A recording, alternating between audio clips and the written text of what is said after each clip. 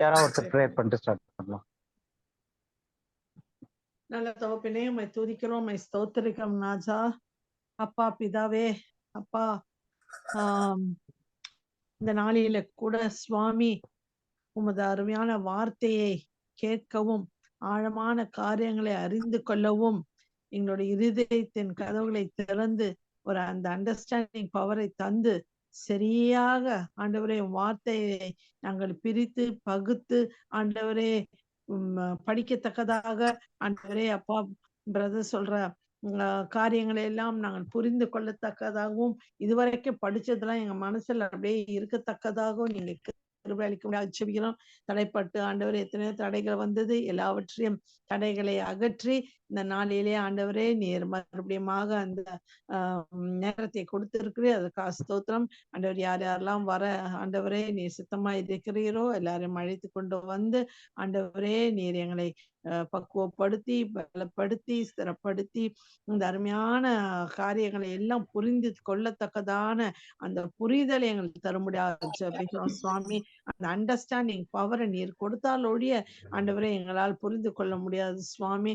அதனால் ஆண்டவரே நாங்கள் கேட்கிறோம் அந்த கடைசி கிளாஸ்ல அப்பா அந்த மரணம் ஆண்டவரே அப்பா அதை அந்த ஒரு கடைசி பாயிண்ட் ரொம்ப எங்க டச் பண்ணியிருக்கு சுவாமி. இதையெல்லாம் நாங்கள் அறியவில்லை. அறியாத காரியத்தை நாங்கள் இன்னும் என்னென்ன காரியத்தை இருக்கிறதோ அதை வாஞ்சியாக இருக்கும் கற்றுக்கொள்ள அப்பா. நாங்களும் ஆண்டவரே அப்பா எங்களையும் தயார்படுத்தும் ஆண்டவரே இந்த மினிஸ்ட்ரிக்கு அப்பா.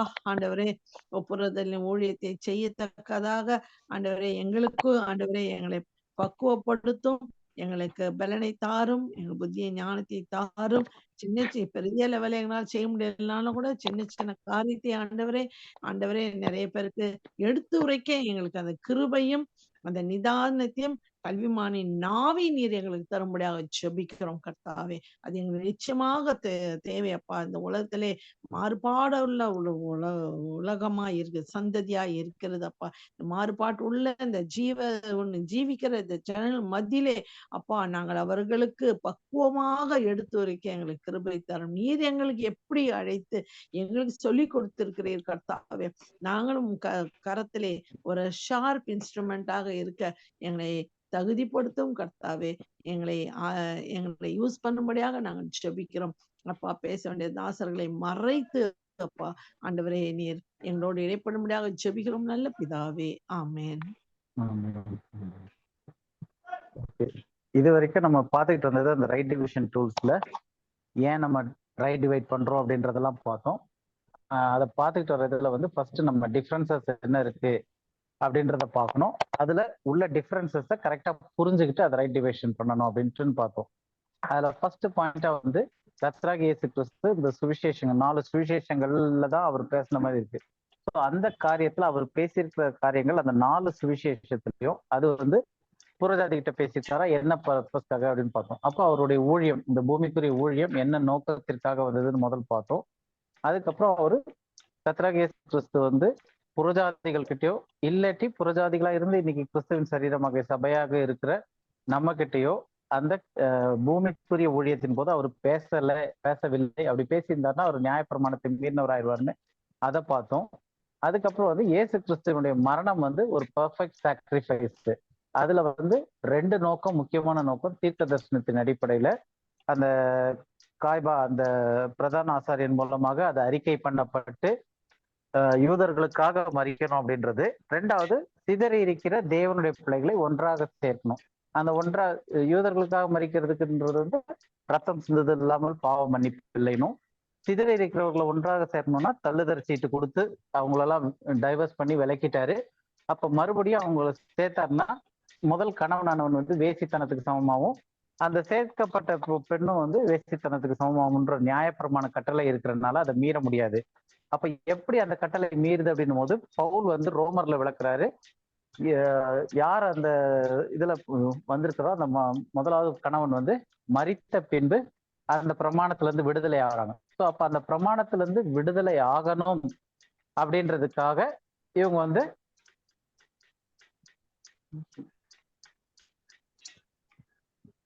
சித்தி சித்தப்பா ஹலோ, லாகின்ல இல்ல போல இருக்கு. பிரதரும் இல்ல. நான் இருக்கேன் ஓகே எல்லாம் பிரதர். ஓ நீங்க நான் இருக்கீங்களா? ஓகே இருக்கேன், நான் எல்லாம் நான் இருக்கேன். Okay okay. டிஸ்கனெக்ட் ஆகி திரும்ப வருதுன்னு நினைக்கிறேன் உங்களுக்கு. ஓகே. ஸோ இதுதான் நம்ம பார்த்துக்கிட்டு இருந்தோம். ரெண்டாவது அந்த 2 பேரையும் கூட்டி சேர்க்கிறதுக்காக அவர் வந்து மறிக்க வேண்டியதா இருக்கு. மறித்த பிறகு இஸ்ரவேல் தன்னுடைய வேசித்தனத்திலிருந்து அந்த பிரமாணத்திலிருந்து விடுதலை ஆயிடுறான். ஸோ மனவாட்டியாக மறுபடியும் கூட்டி சேர்க்க போறது இஸ்ரவேலை அப்படின்னு பார்த்தோம். பாடி ஆஃப் கிரைஸ்ட் அங்க வர்றதில்லை அப்படின்னு சொல்லிட்டு அதை பார்த்தோம். இன்னைக்கு என்ன பார்க்க போறோம் அப்படின்னா, இப்ப இந்த ஒரு வாரமோ இல்ல இந்த வாரமோ அடுத்த வாரமோ சேர்த்து எப்படின்னு நமக்கு தெரியல. இதுல வந்து பின்வரும் காரியங்களை பற்றி நம்ம என்ன நினைக்கிறோம் அப்படின்றத பத்தி நம்ம டிஸ்கஸ் பண்ண போறோம். ஸோ ஃபர்ஸ்ட் ஆஃப் ஆல் இந்த காரியங்கள்ல வந்து என்ன நினைக்கிறோம் அப்படின்றத வந்து நான் சொல்லிக்கிட்டே போனா சரி இருக்காது. இது வந்து ஒரு இன்ட்ராக்ஷனா இருந்தாதான் கொஞ்சம் நல்லா இருக்கும்னு நினைக்கிறேன். ஸோ முதல் உங்ககிட்ட இருந்து கேட்கக்கூடிய கேள்வி என்னன்னா, கர்த்தராகி இயேசு கிறிஸ்து பேசிய வார்த்தைகளை வேதாகமத்தில் எங்கே காணலாம்? பைபிள்ல இயேசு கிறிஸ்து பேசிய வார்த்தைகள் அப்படின்னு சொல்லும் போது அதை எங்க பார்க்கலாம் அப்படின்னு சொல்லிட்டு ஃபர்ஸ்ட் கொஸ்டின். அந்த காஸ்பல்ல ஃபர்ஸ்ட் 4 காஸ்பல்ல. ஸோ ஃபர்ஸ்ட் 4 காஸ்பல்ஸ்ல வேற யாராவது? ஜெசிந்தா ஸ்டீஃபன், நீங்க எங்க நினைக்கிறீங்க? நீங்க என்ன நினைக்கிறீங்கம்மா? 4 காஸ்பல்ஸ் தான். ஆனா யோசிக்கிறேன் அதுக்கு முன்னாடி எங்கேயாவது வருதா அப்படின்னு. இதெல்லாம் சில காரியங்கள் வந்து நம்ம ஃபவுண்டேஷனலா வந்து தெளிவுபடுத்திட்டு போறது நல்லா இருக்கும். அதுக்காக தான் வந்து இந்த காரியங்களை பத்தி நம்மளுடைய கருத்து என்னவா இருக்கு அப்படின்றதுக்காக தான் இதை போட்டிருக்கிறது. ஓகே. சோ நம்ம பொதுவான கருத்து என்ன அப்படின்னா, 4 சுவிசேஷங்கள்ல தான் இயேசு கிறிஸ்துவனுடைய வார்த்தை இருக்கு அப்படின்னு சொல்லிட்டு, அவர் பேசிய வார்த்தைகள் எங்க இருக்கு அப்படின்னா 4 சுவிசேஷங்கள்ல இருக்கு அப்படின்றது பொதுவான கருத்து. அப்போ இன்னும் உதாரணத்துக்கு சொல்ல போனோம்னா 4 சுவிசேஷங்கள்ல கூட கரெக்டா அந்த ரெட் லெட்டர்ஸ் இங்கிலீஷ் பைபிள் எல்லாம் சில இதுல இப்பெல்லாம் தமிழ் பைபிள்ல கூட வருது. அந்த ரெட் லெட்டர்ஸ் இயேசு பேசிய வார்த்தைகள்னு சொல்லிட்டு அந்த ரெட் லெட்டர்ஸ்லயே போட்டிருப்பாங்க. பாத்திருக்கீங்களா? தமிழ் பைபிள்ல இப்ப ரீசெண்ட் வர பைபிள்கள் இருக்குன்னு நினைக்கிறேன். இங்கிலீஷ் பைபிள்ல நிறைய பைபிள்ல வந்து ரெட் லெட்டர்ஸ்ன்றது வரும். ஸோ இது வந்து ஒரு விதத்துல ஒரு ஸ்டடி டூலுக்கு ரொம்ப யூஸ்ஃபுல்லா இருக்கு. ஏன்னா டக்குன்னு எடுத்தோடனே ஓகே இயேசு பேசிய வார்த்தைகள் இது அப்படின்னு சொல்லிட்டு ரெட் லெட்டர் எங்க பார்த்தாலும் அப்படி டக்குன்னு திருப்பணும்னா பைபிள்ல ஈஸியா இயேசு கிறிஸ்து இதெல்லாம் பேசியிருக்காரு அப்படின்னு சொல்லிட்டு முன்னாடி இங்கிலீஷ்ல மட்டும் இருந்துச்சு, இப்ப தமிழ்லயும் ரெட் லெட்டர்ஸ் பைபிள் வருது. அப்ப அந்த ரெட் லெட்டர்ஸ்ல காஸ்பல்ஸ்ல இருக்கக்கூடிய அந்த ரெட் லெட்டர்ஸ்ல எழுதப்பட்ட வார்த்தைகள் மட்டும்தான் இயேசு கிறிஸ்து பேசியிருக்காரு அப்படின்னு சொல்லிட்டு உலகத்திற்கு பொதுவாக பதிவு பண்றப்படுற ஒரு கருத்தா இருக்கு. அதனுடைய நெகட்டிவ் சைடு என்ன அப்படின்னா, மற்றதெல்லாம் அப்ப இயேசு கிறிஸ்து பேசலையா அப்படின்னு ஒரு கேள்வியும் வருது. சோ இப்ப நம்ம அடுத்த கேள்வி பார்க்கணும் அப்படின்னா, மோசையோடு முகமுகமாய் பேசியது யார்? வசனம் வருது மோசையோடு முகமுகமாய் பேசினார்ன்ட்டுன்னு. மோசையோடு முகமுகமாய் பேசியது யார்? இது வந்து இந்த செஷன் மட்டும் அட்லீஸ்ட் பதில் கொஞ்சம் கொஞ்சம் வரணும் எனக்கு. கர்த்தர் தான் போட்டிருக்கோங்க. கர்த்தர் மோசையோடு முகமுகமாய் பேசினார். So the Lord spake to Moses face to face. கர்த்தர் மோசையோடு முகமுகமாய் பேசினார் அப்படின்னு இருக்கு. ஸோ கர்த்தர் முகமுகமாய் பேசினார்ன்றதுக்கு வசனம் நம்ம படிச்சிடலாம். யாத்ராகமம் 33வது அதிகாரம் 11வது வசனம்.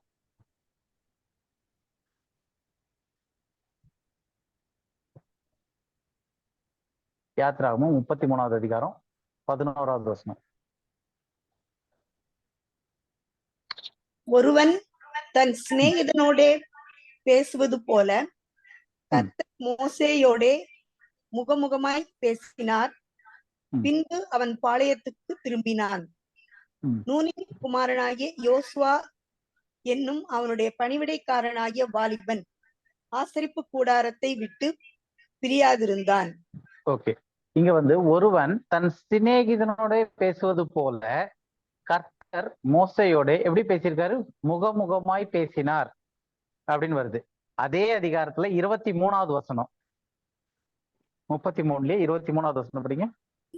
என் கரத்தை எடுப்பேன், அப்பொழுது என் பின் பக்கத்தை காண்பாய், என் முகமோ காணப்படாது என்றார். இங்க வந்து 11வது வசனத்துல மோசையோட முகமுகமாய் பேசினார் இருக்கு. அதுவும் சும்மா சாதாரண முகமுகமாய் இல்ல, ஒரு சிநேகிதனோட பேசுவது போல. நம்ம லாங்குவேஜ்ல சொல்லணும்னா என்னடா மச்சான் அப்படின்ற மாதிரி. சோ சிநேகிதனோட பேசுவது போல கர்த்தர் மோசையோட முகமுகமாய் பேசினார். ஆனா இங்க வரும்போது என் முகமோ காணப்படாது என்றார். அடுத்தது 23ல. அப்ப இந்த டிஃபரன்ஸ் இங்க பாக்குறோம் நம்ம ஒரு விஷயம். அடுத்தது இன்னொரு இது சொல்றோம். இயேசு கிறிஸ்து சொல்லும் போது நீங்கள் கண்டதும் இல்லை அப்படின்றாரு. யோவான்ல 5வது அதிகாரம் 37வது வசனம்.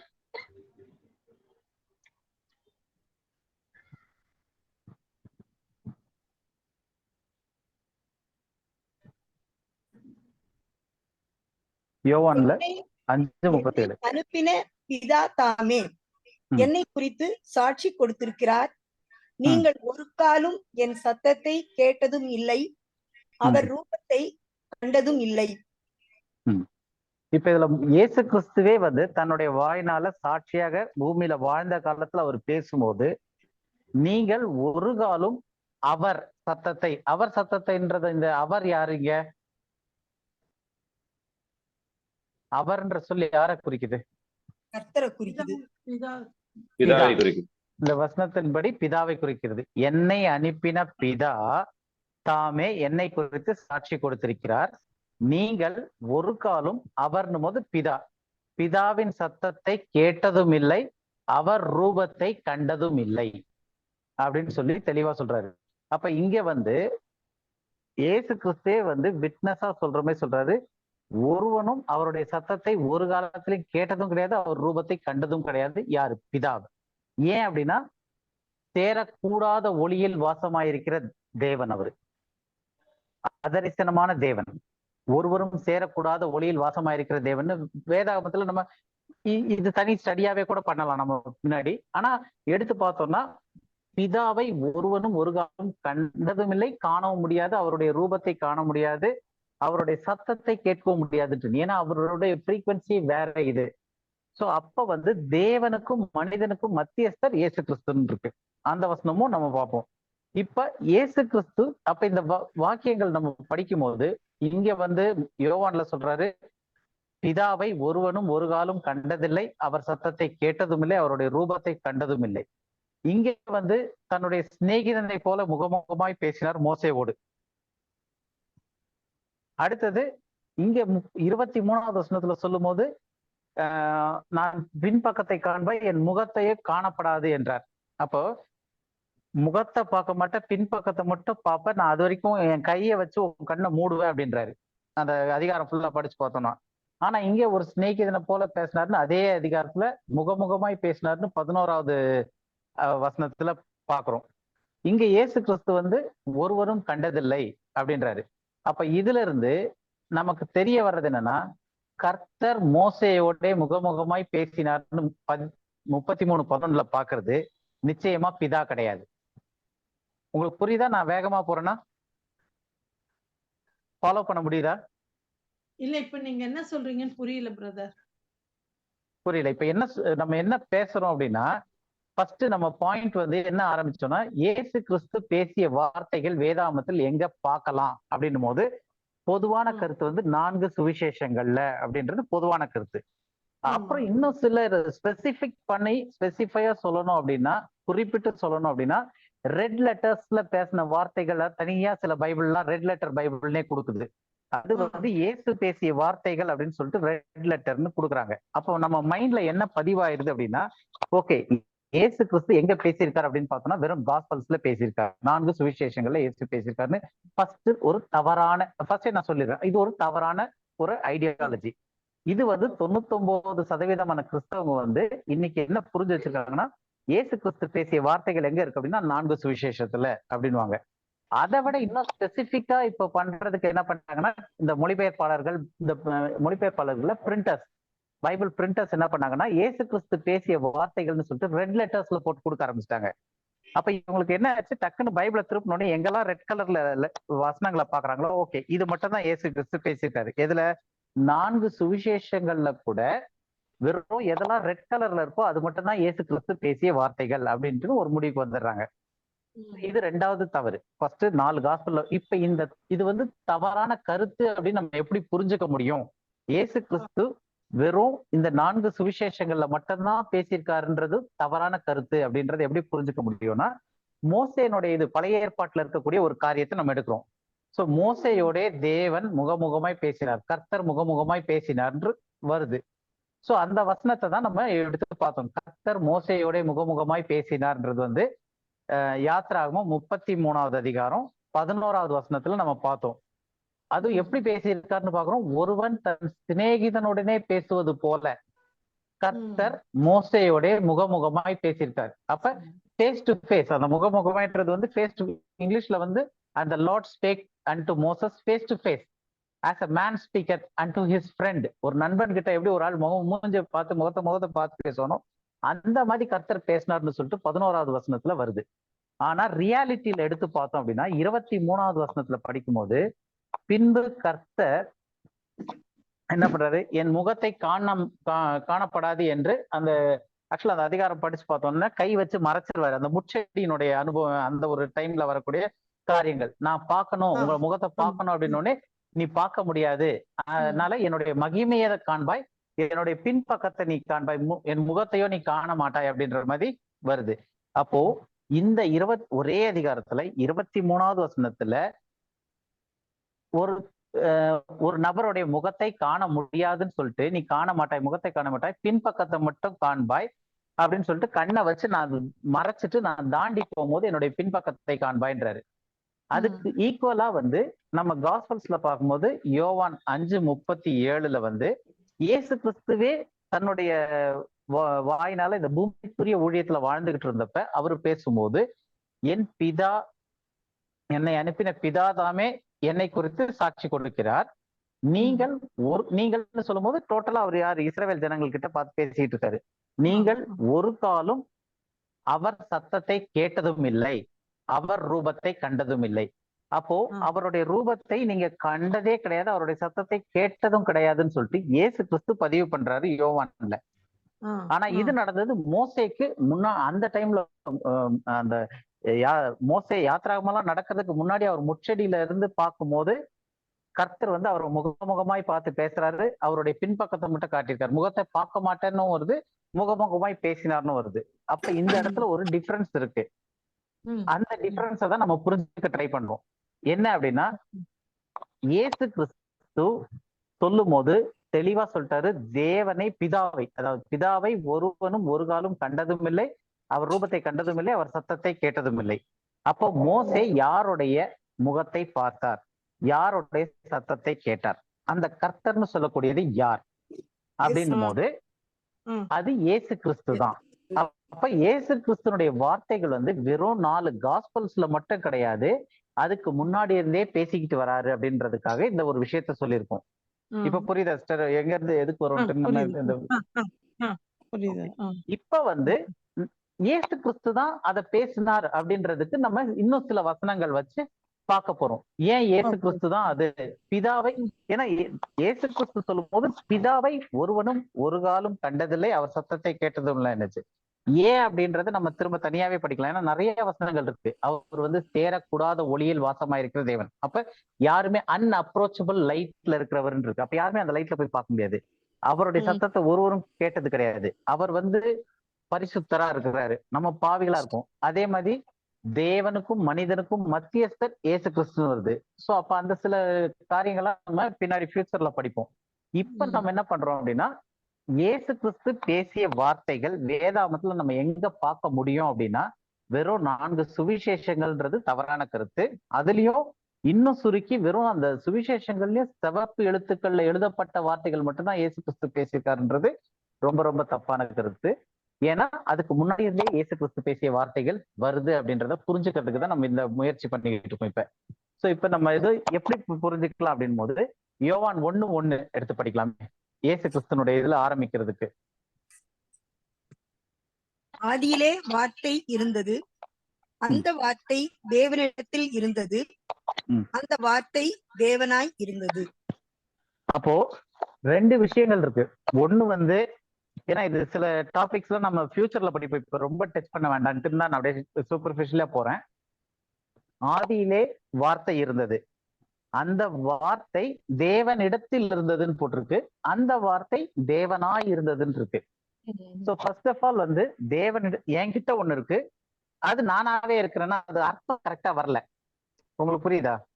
ஆதியிலே வார்த்தை இருந்தது, ரைட், அது கிளியரா இருக்கு. அந்த வார்த்தை தேவனிடத்தில் இருந்ததுன்றது தேவன் ஒரு பர்சனா சொல்லுது. தேவனிடத்தில் வார்த்தை இருந்தது, அந்த வார்த்தைன்றது ஒரு இது, அது தேவனிடத்தில் இருந்தது. அந்த வார்த்தை தேவனாய் இருந்தது. சோ அப்ப இயேசு கிறிஸ்து தான் இந்த வார்த்தைன்னு நம்ம அந்த யோவான் 1வது அதிகாரம் படிச்சுட்டு வரும்போது தெரியும். இப்ப யோவான் 1:14 படிக்கலாமே. யோவான்ல அதே இதுல 1:14. அந்த வார்த்தை மாம்சமாகி கிருபையினாலும் சத்தியத்தினாலும் நிறைந்தவராய் நமக்குள்ளே வாசம் பண்ணினார். அவருடைய மகிமையை கண்டோம். அது பிதாவுக்கு ஒரே பேரானவருடைய மகிமைக்கு ஏற்ற மகிமையாகவே இருந்தது. ஓகே, இப்ப இதுல வந்து முதல் பார்த்தோம், அந்த ஆதியிலே வார்த்தை இருந்துச்சு, அந்த வார்த்தை தேவனிடத்துல இருந்துச்சு, அந்த வார்த்தை தேவனாய் இருந்தது. இந்த தேவனாய் இருந்ததுன்றதுக்கு நம்ம பின்னாடி பார்ப்போம். சோ இப்ப நமக்கு தெரியறது என்னன்னா, ஆதியிலேயே வார்த்தை இருந்துச்சு, அந்த வார்த்தை தேவனிடத்திலும் அது தேவனுமாய் இருந்தது. அடுத்தது அந்த வார்த்தை மாம்சமாக மாறியது. அப்ப அந்த வார்த்தை மாம்சமாக மாறும்போது எப்படி மாறுதுன்னா, கிருபையினாலும் சத்தியத்தினாலும் நிறைந்தவராய் அந்த மாம்சம் மாறிடுச்சு. அந்த வார்த்தை வந்து மாம்சமாக அப்படி மாறிடுச்சு. தமிழ் பைபிள்ல வந்து நமக்குள்ளே வாசம் பண்ணினார்ன்னு இருக்கு. அது வந்து சரியான அர்த்தத்தை கொடுக்கல அந்த வார்த்தை. ஏன்னா நமக்குள்ளே அப்படின்னும் போது ரெண்டு விஷயம் இருக்கு. ஒண்ணு வந்து கிறிஸ்து நமக்குள் இருப்பதே அந்த ரகசியம்னு பவுல் சொல்றாரு. கொலோசியர் இதுல வரும்போது நம்ம ஏற்கனவே படிச்சிருக்கோம்னு நினைக்கிறேன் அந்த வசனம். கிறிஸ்து நமக்குள் இருப்பதே அந்த ரகசியம் அப்படின்னு சொல்லிட்டு வசனம் வரும். சோ அப்ப கிறிஸ்து கொலோசியர்ல அதான். சோ கிறிஸ்து இது எதுக்கு சொல்றேன்னா, இப்ப நமக்குள்ளே வாசமா பண்ணினார்னு சொல்லிட்டு யோவான்லயே சொல்லியிருக்காருன்னா, பவுல் வந்து கிறிஸ்து நமக்குள்ளே வாசமா இருப்பதே அந்த ரகசியம்னு சொல்லி அப்ப அந்த ரகசியத்தை வெளிப்படுத்த வேண்டியதில்லை. அப்ப இயேசு கிறிஸ்து இங்க வந்து நமக்குள்ளே வாசம் பண்ணினான்ற எழுத்து வந்து இங்கிலீஷ்ல பார்த்தோம் அப்படின்னா dwelt among us, not in us. So in usன்னு முதல்ல நமக்கு உள்ள வாசம் செய்யுது. dwelt among usனா 4 பேர் இருக்காங்கன்னா, எங்கே 2-3 பேர் என் நாமத்தினாலே கூடி இருக்கிறீர்களோ அவர்கள் மத்தியிலே நான் வாசமா இருப்பேன்ட்டு. அதனாலதான் அந்த லிட்டில் ஃபிளாக் வந்து பிரேயர் பண்ணும்போது எங்கே 2-3 பேர் என் நாமத்தினால் கூடுறாங்களோ அங்க அவர்கள் மத்தியில இருப்பேன்னு சொல்லி வரக்கூடியது வந்து among us. அந்த நமக்குள்ளதான் இங்க போட்டிருக்கிறது. ஆனா கிரைஸ்ட் இன் அஸ்ன்றது வந்து மிஸ்ட்ரி. அது வந்து பிற்காலத்துல பவுல் மூலமா பாடி ஆஃப் கிரைஸ்ட் கொடுக்கப்பட்டுச்சு. இன்னைக்கு வந்து பாடி ஆஃப் கிரைஸ்ட்ல வந்து 2-3 பேர் சேர்ந்து இருந்தாதான் அங்க தேவன் நடுவுல வராருன்றது இல்ல. நான் தனியா இருந்தா கூட தேவன் வந்து கிறிஸ்து எனக்குள்ளவே வாசம் செய்யறது அந்த ரகசியமா இருக்கு. ஆனா இந்த நமக்குள் அப்படின்றது வந்து it is not dwell in us, it is dwell among us. அதாவது கூட்டமா இருக்கிற நம்ம மக்களுக்குள்ள அவர் வாசமா இருக்காரு மாம்சமாகி. அப்ப இது வந்து இயேசு கிறிஸ்துவனுடைய இந்த பூமிக்குரிய வாழ்க்கையின் போது அவர் அந்த வார்த்தை வந்து மாம்சமாகி கிருபையினாலும் சத்தியத்தினாலும் வந்துச்சு இல்லையா, அதை வந்து எம்பசைஸ் பண்ணி சொல்லப்பட்டிருக்கு. இது வரைக்கும் கிளியரா இருக்கு இல்லையா? புரியுது இல்லையா? ஆமா. ஓகே. அவருடைய மகிமையை காணும் போது எப்படி இருக்குன்னா, ஒரே பிதாவுக்கு ஒரே பேரானவருடைய மகிமைக்கு ஏற்ற மகிமையாய் இருந்தது.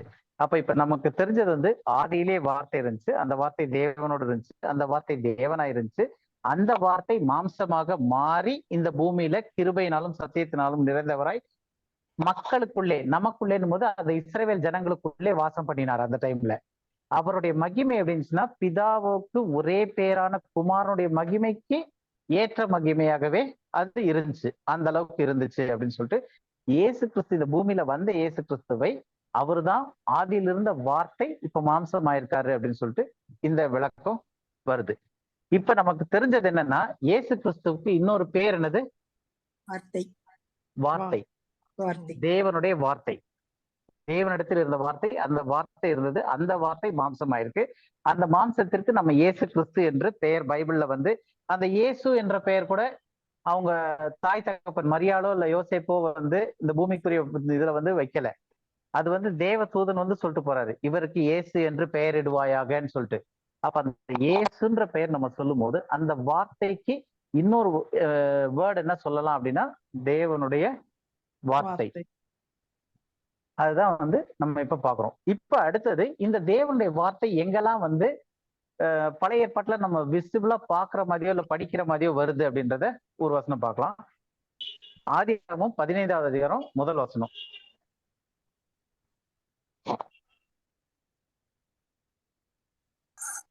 இந்த காரியங்கள் நடந்த பின்பு கர்த்தருடைய வார்த்தை ஆபிராமுக்கு தரிசனத்திலே உண்டாகி அவர், ஆபிராமே நீ பயப்படாதே, நான் உனக்கு கேடகமும் உனக்கு மகா பெரிய பலனுமாய் இருக்கிறேன் என்றார்.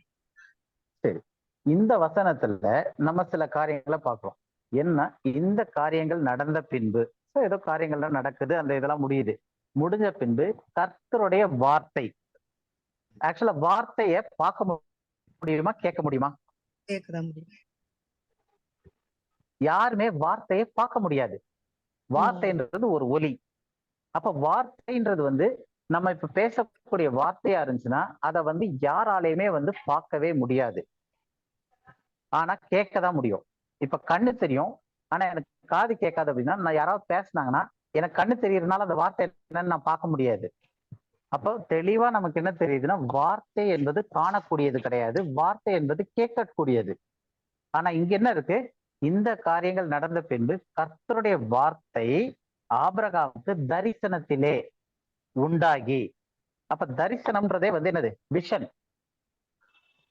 கண்ணுல தெரியும். தரிசனம் கண்ணுல தெரியறதுதான் தரிசனம், ஒரு விஷன், ஒரு பார்வை. அப்ப வார்த்தை எப்படி வந்திருக்குன்னா விஷனா வந்திருக்கு, உண்டாகி. வார்த்தைய வந்து எப்படி போட்டிருக்கு, அவர், ஒரு ஆளா குறிப்பிடுது வார்த்தைய.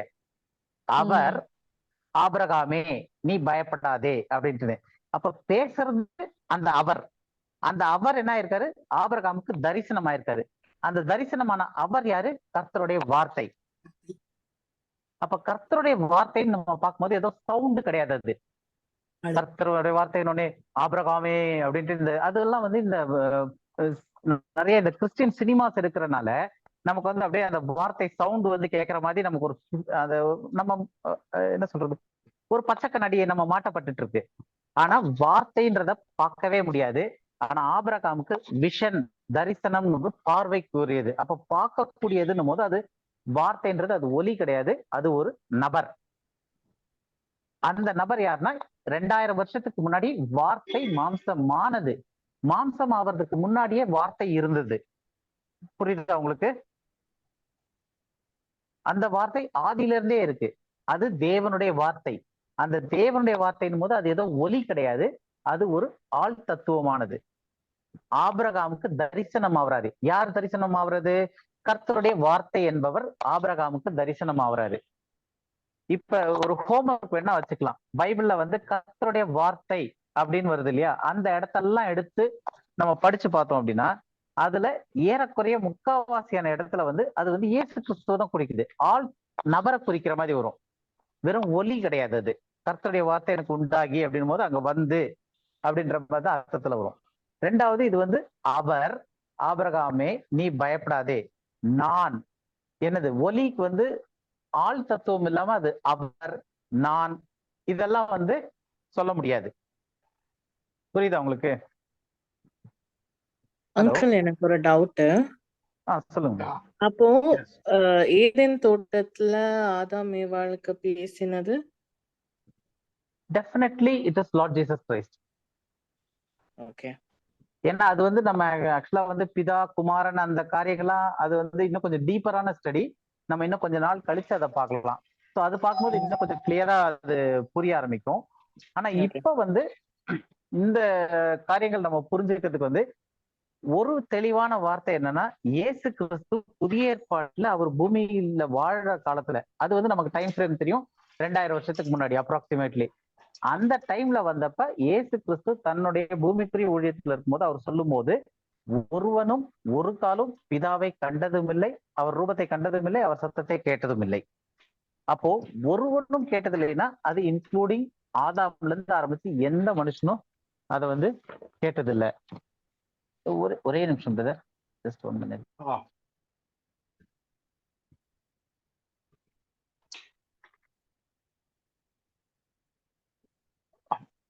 அங்க இயேசு கிறிஸ்து சொல்ற அந்த ஸ்டேட்மெண்ட் வந்து பிளாங்கெட் ஸ்டேட்மெண்ட்.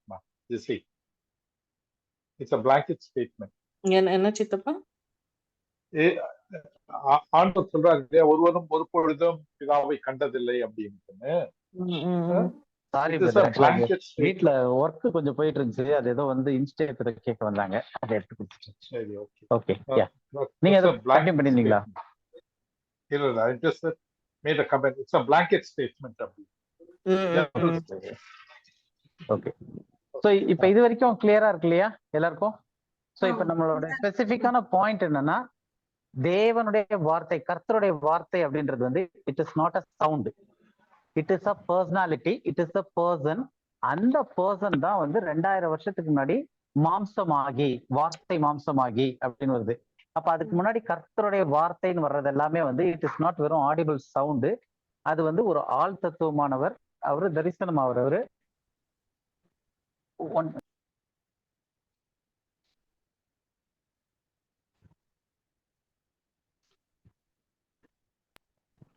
பிரதர், நீங்க ஒரு 3 மினிட்ஸ் கண்டினியூ பண்றீங்களா? ஜஸ்ட் நீங்க இதை எக்ஸ்பிளைன் பண்ணிட்டு இருக்கீங்க, நான் வந்து வந்துடுறேன் 3 மினிட்ஸ்.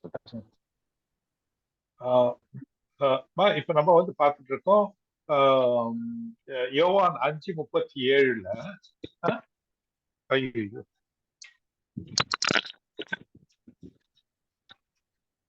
ஹலோ ஹலோ சொல்லுங்க. கேக்குது சித்தப்பா. கேக்குது. ஓகே. 5:37 வந்து நம்ம என்ன பண்ணிக்கிறோம், வாசிங்களா யாராவது ஒருத்தர். என்னை அனுப்பின பிதாதாமே என்னை குறித்து சாட்சி கொடுக்கிறார். நீங்கள் ஒரு காலம் அவர் சத்தத்தை கேட்டதும் இல்லை, அவர் ரூபத்தை கண்டதும் இல்லை இல்லைங்களா? அப்போ நாம வந்து பிதாவை வந்து பார்க்கவும் முடியாது, அவருடைய சத்தத்தை கேட்கவும் முடியாது. ஏன் யாராவது சொல்ல முடியுமா? மகா பரிசுத்தர். பரிசுத்தர், ஓகே. ரெண்டாவது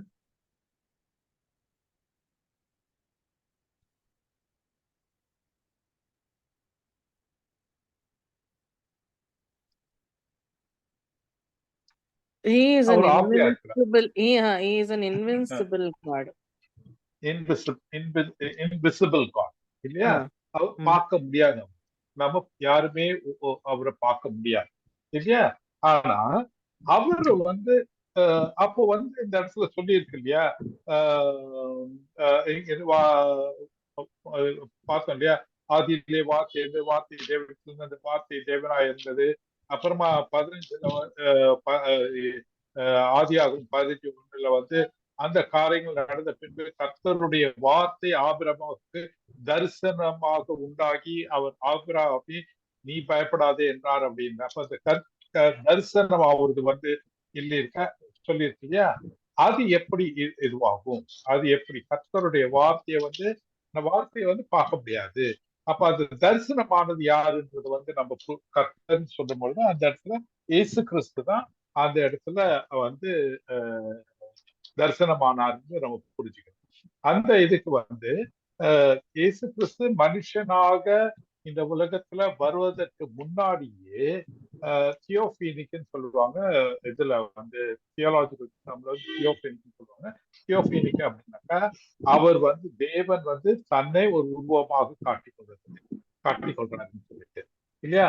அதுல ஏதாவது ஒரு இடத்துல இயேசு கிறிஸ்துவனுடைய ப்ரீ இன்கார்னேட் அப்பியரன்ஸ், அவர் வந்து மனுஷ ரூபம் எடுப்பதற்கு முன்னாடி அவர் அப்பியர் ஆன மாதிரி ஏதாவது ஒரு இன்சிடென்ட் உங்களுக்கு ஞாபகம் இருக்கா?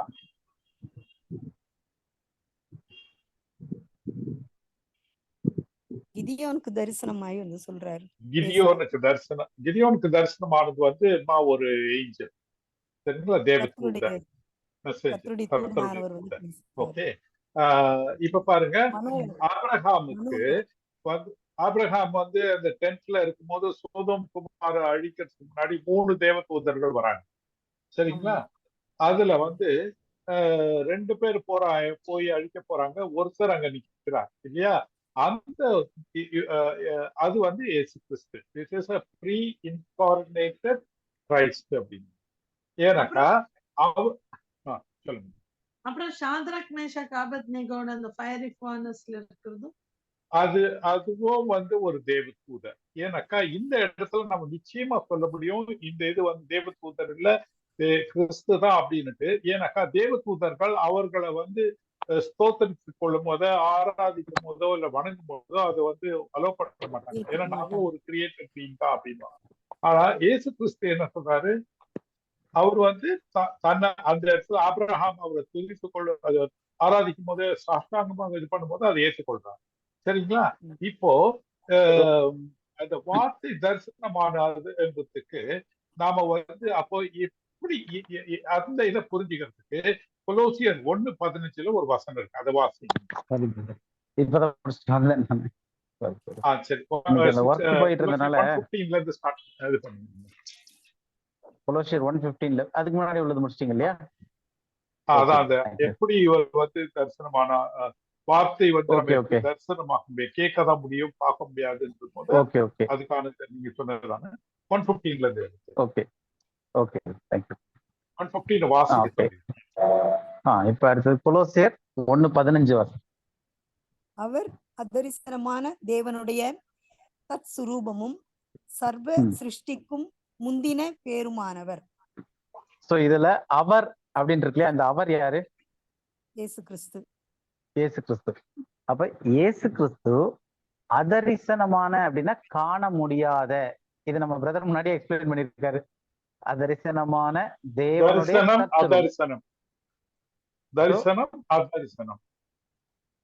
பார்க்க முடியாத, காண முடியாத தேவன். அப்போ தேவனை ஒரு காலம் கண்டதில்லை அப்படின்னு சொல்றது வந்து இயேசு கிறிஸ்து மட்டும் சொல்லல. அதுக்கப்புறம் கொலோசியர்ல வந்து பவுலுமே சொல்றாரு, தேவன் வந்து அதரிசனமான தேவன், அவருடைய தற்சுரூபம்னா எக்ஸாக்ட் இமேஜ். இங்கிலீஷ்ல பார்த்தோம்னா வந்து image of the invisible God. அப்ப தேவன், இன்னொரு ஒரு விஷயம் நிறைய பேர் குழப்பாம இருக்கிறதுக்காக சொல்லிடுறேன். தேவன் அப்படின்றது வந்து ஒரு டைட்டில் நேம், அது வந்து ஒரு காமன் நேம். உதாரணத்துக்கு இப்ப கணவன் அப்படின்னா அதுல நிறைய கணவர்கள் இருப்பாங்க. ஸ்பெசிபிக்கா இன்னாருக்கு இவரோட கணவன் அப்படின்னு சொல்லும் போது அது ஸ்பெசிஃபை ஆகுது. மற்றபடி ஜென்ரலா கணவன் அப்படின்னு சொன்னா அது வந்து ஒரு ஜென்ரல் டேர்ம். அந்த மாதிரி தேவன் அப்படின்றது வந்து ஒரு ஜென்ரல் டேர்ம். அப்ப நமக்கு வந்து நிறைய தேவர்கள் இருக்கிறாங்க. ஒரு வசனம் படிக்கலாம். 1 கொரிந்தியர் 8வது அதிகாரம்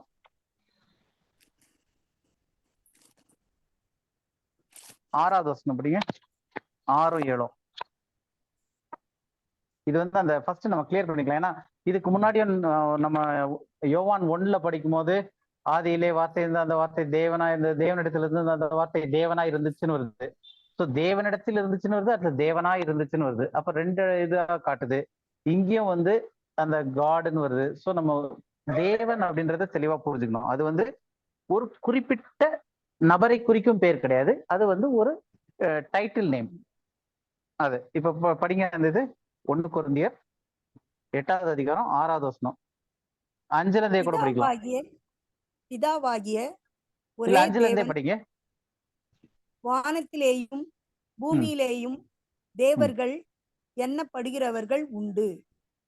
இப்படி அநேக தேவர்களும் அநேக கர்த்தாக்களும் உண்டாயிருந்தாலும் பிதாவாகிய ஒரே தேவன் நமக்கு உண்டு. அவராலே சகலமும் உண்டாயிருக்கிறது. அவருக்கென்று நாமும் உண்டாயிருக்கிறோம்.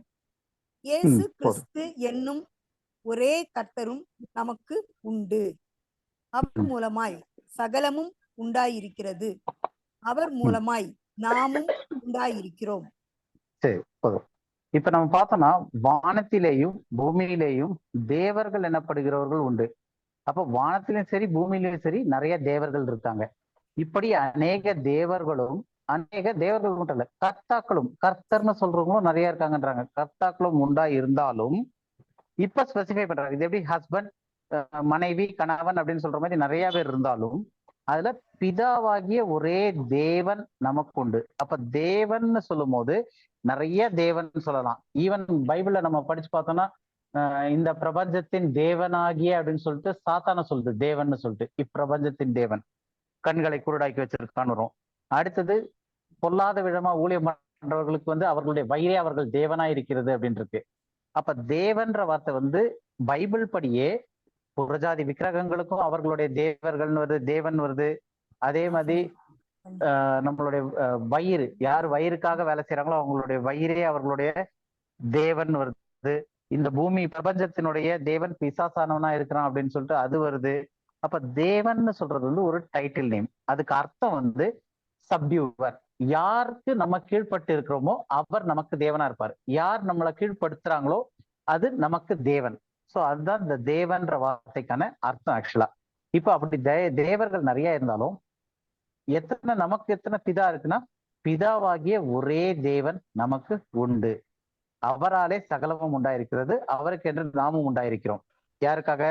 பிதாவுக்காக. அப்படின்ற ஒரே தேவன் நமக்கு உண்டு. அப்ப இயேசு கிறிஸ்து என்னும் ஒரே கர்த்தரும். ஏன்னா இங்க தேவர்களும் இருக்காங்க, கர்த்தாக்களும் இருக்காங்க. ஆனா நமக்கு ஒரே கர்த்தர் உண்டு. அப்ப கர்த்தர்னு சொல்லும் போது அது இயேசு கிறிஸ்துவ மட்டும் தான் குறிக்குது. பிதாவாகிய தேவன் சொல்லும் போது அது பிதாவாகிய தேவனை மட்டும்தான் குறிக்குது, நமக்கு உண்டு. இப்ப அந்த தேவன் வரக்கூடியதுக்கு அர்த்தம் புரிஞ்சு இல்லையா? ஸோ தேவன்றது வந்து ஒரு காமன் நேம். அது வந்து அநேக தேவர்கள் இருக்காங்க, அநேக கர்த்தாக்கள் இருக்காங்க. ஆனா நமக்கு ஒரே கர்த்தராகிய இயேசு கிறிஸ்து. அதே மாதிரி தேவன் சொல்லும் போது பிதாவாகிய தேவன், ஒரே தேவன் நமக்கு உண்டு. ஸோ அப்படி பார்க்கும்போது அந்த பிதாவாகிய தேவன், ஒரே தேவனை ஒருவரும் காண முடியாது. ஏன்னா அவர் வந்து இன்விசிபிள் காட், தரிசனம் ஆகாத அதரிசனமான தேவன். அவருடைய தற்சொரூபமா யார் இருக்கிறதுனா இயேசு கிறிஸ்து. அப்ப இயேசு கிறிஸ்து தான் எக்ஸாக்ட் இமேஜ், தேவனுடைய எக்ஸாக்ட் இமேஜா இருக்கிறது இயேசு கிறிஸ்து. சர்வ சிருஷ்டிக்கும் முந்தின பெருமானவன் இருக்கு. அடுத்தது இன்னொரு இது படிப்போம். இயேசு கிறிஸ்து, இது எதுக்கு சொல்றோம்னா, இயேசு கிறிஸ்து வந்து தேவனுடைய தற்சொரூபம் அப்படின்னு ஏன் இப்ப எக்ஸ்பிளைன் பண்றோம் அப்படின்னா, ஃபர்ஸ்ட் நம்ம பார்த்தோம் கர்த்தருடைய வார்த்தை அப்படின்றது வந்து ஒரு ஒலி கிடையாது, அது ஒரு ஆள் தத்துவம். அததான் வந்து ஃபர்ஸ்ட் விஷன்ல ஆபிரகாமுக்கு தரிசனமானார். யாரு? கர்த்தருடைய வார்த்தை. 2000 வருஷத்துக்கு முன்னாடி அந்த வார்த்தை வந்து மாம்சமாக்கி இயேசுன்ற பெயர்ல வந்தது. அப்ப அதுக்கு முன்னாடி கர்த்தருடைய வார்த்தை. அப்ப கர்த்தருடைய வார்த்தை தரிசனமானாரு. அடுத்தது அந்த கர்த்தருடைய வார்த்தை எப்படிப்பட்டவர்? தரிசனமாகும் போது அவர் எப்படிப்பட்டவர்னா, தேவனை கண்டேன் அப்படின்னும் போது அதரிசனமான ஒரே பிதாவாகிய தேவனுடைய தற்சுரூபமான கர்த்தராகிய இயேசு கிறிஸ்து. அப்ப அந்த தேவனை தரிசிக்கணும் அப்படின்னா இயேசு கிறிஸ்துவின் மூலமாக தான் தரிசிக்க முடியும். ஏன்னா அவரு தான் வந்து அந்த அதரிசனமான தேவனுடைய சொரூபமா இருக்கிறாரு. ஒரு விஷயம் பார்த்தோம். அடுத்தது எபிரேயர்ல 1வது அதிகாரம் 3வது வசனம் பார்க்கலாம். இவர் அவருடைய மகிமையின் பிரகாசமும் அவருடைய தன்மையின் சொரூபமாய் இருந்து சர்வத்தையும் தம்முடைய வல்லமை உள்ள வசனத்தினாலே நமக்கு வேண்டியது முடிஞ்சிருச்சு. சோ இவர், அதுக்கப்புறம் அந்த என்ன வந்துட்டு இருக்கு, இவர் இருக்கு, அவருடைய இருக்கு. அப்ப இவர் யாரு? அவருடைய யாரு? இவர் இயேசு கிறிஸ்து. அவருடையன்றது பிதாவுடைய.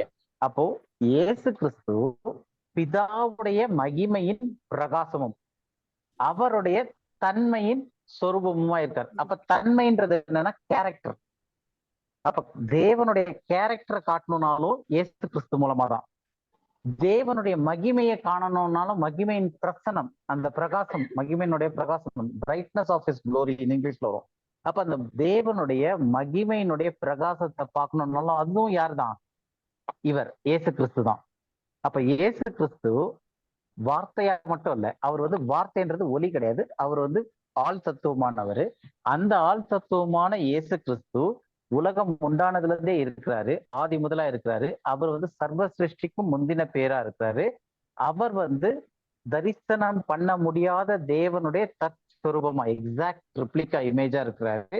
அவரு ஆபிரகாமுக்கு தரிசனம் ஆகுறாரு. அவர் ஆபிரகாமோட பேசுறாரு.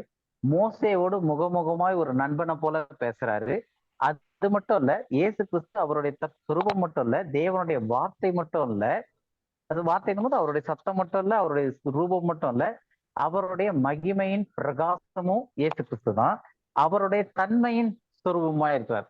அப்ப எல்லாமே வந்து, அப்ப பைபிள்ல வந்து எங்கெல்லாம் வந்து தேவன் பேசியிருக்காரு, எங்கெல்லாம் வந்து தேவன் வந்து காட்சி அளிச்சிருக்கிறாரு அப்படின்னு பார்த்தோம் அப்படின்னா, சில இடத்துல கர்த்தருடைய தூதனானவர்னு வரும், சில இடத்துல தேவன்ற காரியத்துல வரும், எந்த யாவேன்னு வரும், கர்த்தராகிய தேவன் அப்படின்னு வரும், லார்ட் காட் இங்கிலீஷ்ல வரும். ஸோ இது என்ன பேர்ல யூஸ் பண்ணியிருந்தாலும் அதெல்லாம் டைட்டில் நேம்ஸ். அந்த டைட்டில் நேம் வச்சு எப்பெல்லாம் பழைய ஏற்பாட்டுல தரிசனமாய் பேசுறதோ, ஆண்டவர் பேசுற டைரக்ட் டீலிங்ல வருதோ, எந்த ஒரு தேவனுடைய சத்தம் வர்ற மாதிரி வருதோ, எதுவா இருந்தாலும் அது வந்து இயேசு கிறிஸ்து தான். ஏன்னா பிதாவாகிய தேவனை ஒருவனும் ஒரு காலம் கண்டதும் இல்லை, அவர் சத்தத்தை கேட்டதும் இல்லைன்னு சொல்லி தெளிவா இயேசு கிறிஸ்துவே சொல்லியிருக்காரு. அப்போ இந்த காரியங்கள் அதுக்கு முன்னாடி வரைக்கும் ஏசாயாவோட பேசுனது, எரேமியாவோட பேசுனது, தானியலுக்கு இடைப்பட்டது, இது எல்லாமே இந்த ஒரே ஒரு வசனத்துல அது பிதா கிடையாதுன்னு தெரிஞ்சிருது. ஏன்னா பிதாவாகிய தேவனை ஒருவனும் ஒரு காலம் கண்டதில்லை, அவர் சத்தத்தை கேட்டதில்லை. அப்ப சத்தத்தை கேட்கறாங்க, அவரை காணறாங்க, முகமுகமாய் கண்டிருக்காங்க, அவருடைய சத்தத்தை கேட்டிருக்காங்க, அவரோட இடைப்பட்டிருக்காங்க, யாக்கோபு அவரோட போராடினா, இப்படி அப்படின்னு எவ்வளவு சொன்னாலும் இது எல்லாமே இயேசு கிறிஸ்துவ தான் குறிக்குது. ஏன்னா இயேசு கிறிஸ்து தான் தேவனுடைய வார்த்தை, தேவனுடைய தற்சுரூபம், தேவனுடைய மகிமையின் பிரகாசம், தேவனுடைய தன்மையின் சுரூபம். இது வரைக்கும் கிளியரா இருக்கு இல்லையா? இல்ல ஏதாவது டவுட் இருக்கா இதுல? இல்ல. ஓகே. இந்த இயேசு கிறிஸ்து 2000 வருஷத்துக்கு முன்னாடி இந்த பூமியில வந்தாரு. இந்த பூமியில வந்து மாம்சமானாரு. அப்ப அதுக்கு முன்னாடி அத வந்து தியாலஜிக்கல் டேர்ம்ல வந்து கிறிஸ்டோபனின்வாங்க. பனினா அப்பியரன்ஸ் இல்ல மேனிஃபெஸ்டேஷன், அதாவது காட்சி அளித்தல், வெளிப்பாடு, இப்படி. அப்ப இந்த இயேசு கிறிஸ்துன்ற பேரே வந்து மரியாள் கிட்டதான் வந்து தேவதூதன் சொல்றாரு, இவருக்கு இயேசு என்று பெயரிடுவாயாக. கிறிஸ்துனா அனாயிண்டட் ஒன்னு பேரு. அப்ப இந்த இயேசு கிறிஸ்துன்னும் போது ரட்சகராக அனாயிண்ட் பண்ணப்பட்டு 2000 வருஷத்துக்கு முன்னாடி மாம்சத்தில் வெளிப்பட்ட அந்த கர்த்தராக இயேசு கிறிஸ்து அதற்கு முன்னாடி ஆதியிலிருந்தே இருக்கிறாரு. என்னவா இருக்கிறாருன்னா தேவனுடைய வார்த்தையா இருக்காரு, தேவனுடைய தற்சொரூபமா இருக்கிறாரு, தேவனுடைய மகிமையின் பிரகாசமா இருக்கிறாரு, தேவனுடைய தன்மையின் சுரூபமா இருக்காரு. இன்னும் சொல்ல போனா ரோமர்ல வந்து இடையில 2-3 வாரத்துக்கு கொஞ்சம் முன்னாடி பார்த்தோம் நம்ம, அவரு தேவனுடைய நீதியா இருக்கிறாரு. அப்ப எல்லா காரியத்திலையும் நம்மளோட இடைப்பட்டிருக்கிறது, மனிதர்களோட இடைப்பட்டிருக்கிறது, எந்த காலத்துல எப்ப எடுத்தாலும் அது வந்து கிறிஸ்டோபனின்னு சொல்லக்கூடியது இயேசு கிறிஸ்து மாம்சம் ஆவதற்கு முன்னாடி அவருடைய காரியங்கள். அப்ப பைபிள்ல வந்து கர்த்தருடைய ஆவியினாலே உந்தப்பட்டு எழுதியிருக்காங்க. தேவனோட தேவன் மோசையோட பேசியிருக்காரு, ஆதாமோட பேசியிருக்காரு, நோவாவோட பேசினாரு, நோவா பேழையை அடைச்சு விட்டாரு. இது எல்லாமே வந்து தேவன்னு சொல்லும் போது அது வந்து பிதாவாகிய தேவன் சொல்ல முடியாது. ஏன்னா பிதாவாகிய தேவனை ஒருவனும் ஒரு காலம் கண்டதில்லை, அவர் வந்து சேரக்கூடாத ஒளியில் வாசமா இருக்க தேவன். அப்ப அந்த தேவனுக்கும் மனிதனுக்கும் மத்தியஸ்தரா இருக்கிறது இயேசு கிறிஸ்து. அந்த இயேசு கிறிஸ்து தான் பைபிள் ஃபுல்லாவே இடைப்பட்டுக்கிட்டு இருக்காரு தேவனுக்கும் மனிதனுக்கும் முடியல. அதுல தேவன் சில இடத்துல வருது, கர்த்தராகிய ஆண்டவர்னு வருது, இந்த மாதிரி ஏகப்பட்ட பேர். இதெல்லாம் வந்து டிரான்ஸ்லேஷன்ல வரக்கூடிய பேர்கள். பொதுவான பேர் என்ன அப்படின்னு பார்த்தோம்னா இது எல்லாமே வந்து காமன் நேம். அதாவது இப்ப ஒரு லார்டுன்னுவாங்க, லேண்ட் லார்டுன்னு இருக்கு. லேண்ட் லார்டுன்றது யாரை வேணா குறிக்கும், யார் நிலம் வச்சிருக்காங்களோ அவங்க லேண்ட் லார்டு. குறிப்பிட்டு இப்ப அந்த காலத்துல ஜமீன்தார்னுவாங்க. அப்ப ஜமீன்தார்னா நிறைய ஜமீன்தார்கள் இருக்காங்க, ஆனா குறிப்பிட்டு இந்த ஏரியாக்கான ஜமீன்தார்னா அந்த ஸ்பெசிபிக்கான அவரை குறிக்குது. அந்த மாதிரி அநேக தேவர்கள் இருந்தாங்க, அநேக கர்த்தாக்கள் இருக்காங்க. ஆனா நமக்கு பிதாவாகிய ஒரு தேவன் உண்டு, கர்த்தராகிய இயேசு கிறிஸ்துனும் ஒரு கர்த்தர் நமக்கு உண்டு. அந்த கர்த்தர் தான் மத்தியஸ்தா இருந்து பழைய ஏற்பாட்டு முழுக்க இடைப்பட்டது எல்லாமே தேவ ஆவின். அப்ப இந்த வசனம் இது எதுக்காக நம்ம பார்த்துட்டு வரோம் அப்படின்னா, இப்ப இயேசு கிறிஸ்து தான் வந்து இந்த வெறும் 4 காஸ்பல்ல தான் பேசியிருக்காரு அப்படின்னும் போது, அப்ப அதுக்கு முன்னாடி பேசினதெல்லாம் யாரு? ஏன்னா பிதாவாகிய தேவனுடைய சத்தத்தை ஒருவனும் ஒரு காலம் கண்டதில்லை. இப்ப ஏசாயா கேட்டிருக்காரு, எரேமியா கேட்டிருக்காரு அப்படின்னும் போது இயேசு கிறிஸ்து அங்க போய் சொல்லல. அப்ப அவரு சொன்னது உண்மை. யாருமே வந்து இது வரைக்கும் அவருடைய சத்தத்தை கேட்டதும் இல்லை, அவருடைய இது ரூபத்தை கண்டதும் இல்லை. அப்ப கண்டதும் கேட்டதும் மகிமையை பார்த்ததும் எல்லாம் யாருடையது? கர்த்தராகிய இயேசு கிறிஸ்துவுடையது 2000 வருஷத்துக்கு முன்னாடி. அப்போ இந்த மொத்த வேதாகமமும் யாரால எழுதப்பட்டிருக்கு, யாருடைய வார்த்தைகள் இருக்கு அப்படின்னா யாருடைய வார்த்தைகள் இருக்கு? இயேசு கிறிஸ்து. ஓகே, கர்த்தராகிய இயேசு கிறிஸ்துனுடைய வார்த்தைகள் தான் முழு பைபிளுமே. புரியுதா உங்களுக்கு? அப்ப இந்த 4 சுவிசேஷத்துல மட்டும்தான் இயேசு பேசினார்ன்றது வந்து ரொம்ப ரொம்ப தவறானது. ஆதி முதலாய் ஆதாமோட பேசினதுல இருந்து ஆரம்பிச்சு இது வரைக்கும் பேசிக்கிட்டு இருக்கிறது. வேதாகமத்துல வந்து பவுலோட பேசினது, எல்லாரோடையும் இடைப்பட்டது எல்லாமே யார் அப்படின்னா கர்த்தராகிய இயேசு கிறிஸ்து. அவர் மூலமா தான் இந்த வேதாகமும் நம்ம கைக்கு வந்திருக்கு. இந்த காரியங்கள்லாம் வெளிப்படுத்தப்பட்டிருக்கு. இந்த காரியம், அதாவது தேவன் கிட்ட இருந்து மனுஷனுக்கு வரக்கூடிய எல்லா இன்ட்ராக்ஷனுமே வந்து கர்த்தராகிய இயேசு கிறிஸ்து மூலமா. ஏன்? அவர் ஒருத்தர் தான் மத்தியஸ்தர். தேவனுக்கும் மனுஷனுக்கும் மத்தியஸ்தர் அவர் ஒருத்தர் தான். அவரை தவிர வேற யாரும் கிடையாது. இப்ப 10 கற்பனைகளை தேவனுடைய விரல் வந்து எழுதி இருக்கு. அப்ப அந்த தேவனுடைய விரல்ன்றது ஒரு டேர்ம். யாருக்கு? எப்படி தேவனுடைய வார்த்தைன்னு சொல்லப்பட்டிருக்கு, தேவனுடைய மகிமைன்னு சொல்லப்பட்டிருக்கு, தேவனுடைய சொரூபம்னு சொல்லப்பட்டிருக்கு, தற்சொரூபம். அந்த மாதிரி தேவனுடைய விரல்ன்றது, தேவனுடைய கரம் அப்படின்னு வரும். இது எல்லாமே எதை குறிக்குது அப்படின்னா கர்த்தராகிய இயேசு கிறிஸ்துவர். அதுதான் வந்து கிறிஸ்டபனின்னு சொல்லிட்டு அவரு மாம்சமாய் வெளிப்படுவதற்கு முன்னாடி இருந்த காரியங்கள். ஏன் அப்படின்னா ஆணித்தரமான ஒரே விஷயம், நம்ம எப்படி இது இயேசு கிறிஸ்து தான் பிதா கிடையாதுன்னு சொல்றோம் அப்படின்னா, யோவான்ல நம்ம படிச்ச மாதிரி பிதாவை ஒருவனும் ஒரு காலம் கண்டதும் இல்லை, அவர் சத்தத்தை கேட்டதும் இல்லை, அவர் ரூபத்தை பார்த்தது கிடையாது ஒருத்தரும். அது உண்மை, சத்தியமான வார்த்தை இயேசு கிறிஸ்து சொன்னது. அதனால அதுக்கு முன்னாடி என்னெல்லாம் வந்திருக்கோ எல்லாமே மத்தியஸ்தர் மூலமாக, இயேசு கிறிஸ்து மூலமாக, மத்தியஸ்தர் மூலமாக கொடுக்கப்பட்டது. கலாத்தியர்ல வந்து 3வது அதிகாரத்துல எடுத்து படிச்சோம்னா நியாயப்பிரமாணமானது மத்தியஸ்தர் மூலமாக கொடுக்கப்பட்டுச்சுன்னு இருக்கும். அந்த மத்தியஸ்தர் இயேசு கிறிஸ்து. இது வரைக்கும் நம்ம பார்த்தது புரியுதா? தம்பி ஏதோ ஒரு கேள்வி கேட்கிறார். சொல்லுங்க சார். அவர் ஞானஸ்தானம் எடுக்கும்போது மேல இருந்து ஒரு வாய்ஸ் கேட்குது இல்ல, இவர் என்னுடைய நேசகுமாரன், இவரில் பிரியமா இருக்கிறேன்னு சொல்லிட்டு, அது யாருக்கு? அது வந்து நீங்க அந்த எடுத்த போர்ஷனை எடுத்து கொஞ்சம் படிக்கலாம், அது ஒரு தெளிவு வரும். அங்க போ தம்பி, யோவான்ல போ.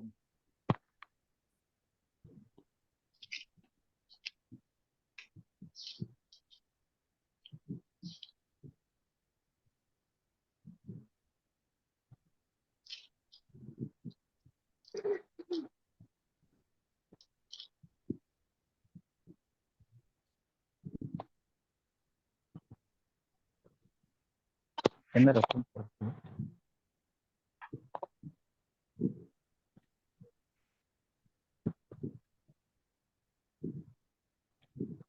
இதுல பேப்டிசம் வந்து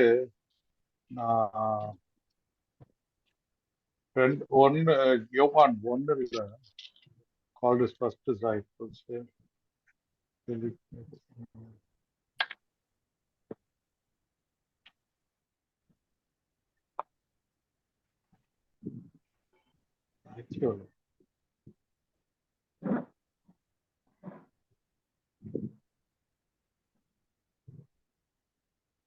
மேத்யூ 3ல அந்த கான்டெக்ஸ்ட் வந்து 13ல இருந்து ஆரம்பிச்சு வருது.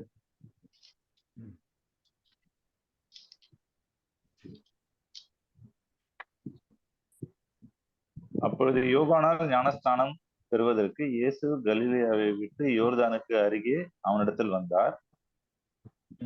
யோவான் அவருக்கு தடை செய்து, நான் உம்மாலே ஞானஸ்தானம் பெற வேண்டியதா இருக்க நீர் என்னிடத்தில் வரலாமா என்றான்.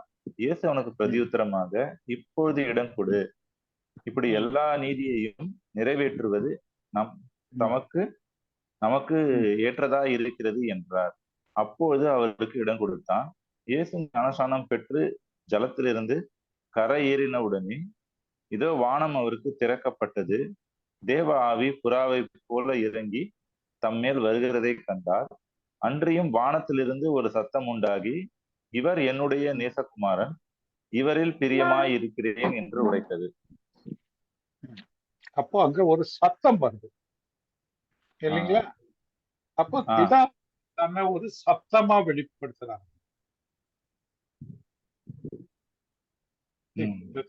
பிதாவை வந்து நம்ம ஒரு இதெல்லாம் அவரால் பண்ண முடியாதுன்றதுல ஒரு சத்தமா அந்த இடத்துல வெளிப்படுத்துறாங்க. ஆனா டைரக்டா அவரு கம்யூனிகேட் பண்றது கிடையாது. சரிங்களா?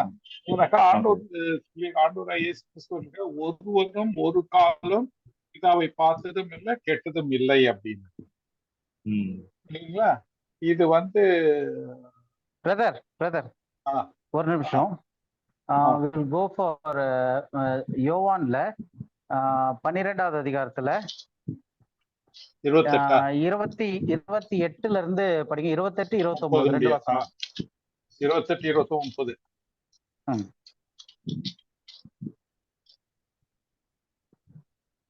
28 இருந்தா சார்? 28 இருந்து. 28, 29 அதான் அந்த ஞானஸ்நானம் எடுத்துட்டு வெளியே வர்றது. நான் அது படிங்க. தேவனுடைய ஆவியினாலே, இதுல யோவான்ல தானே சார்? இல்ல யோவான்ல தான். 12, 28, 20. ஓகே, இது வந்து அந்த 28, இதோட சேர்ந்து 29. வர்றது. படிங்க அதுல.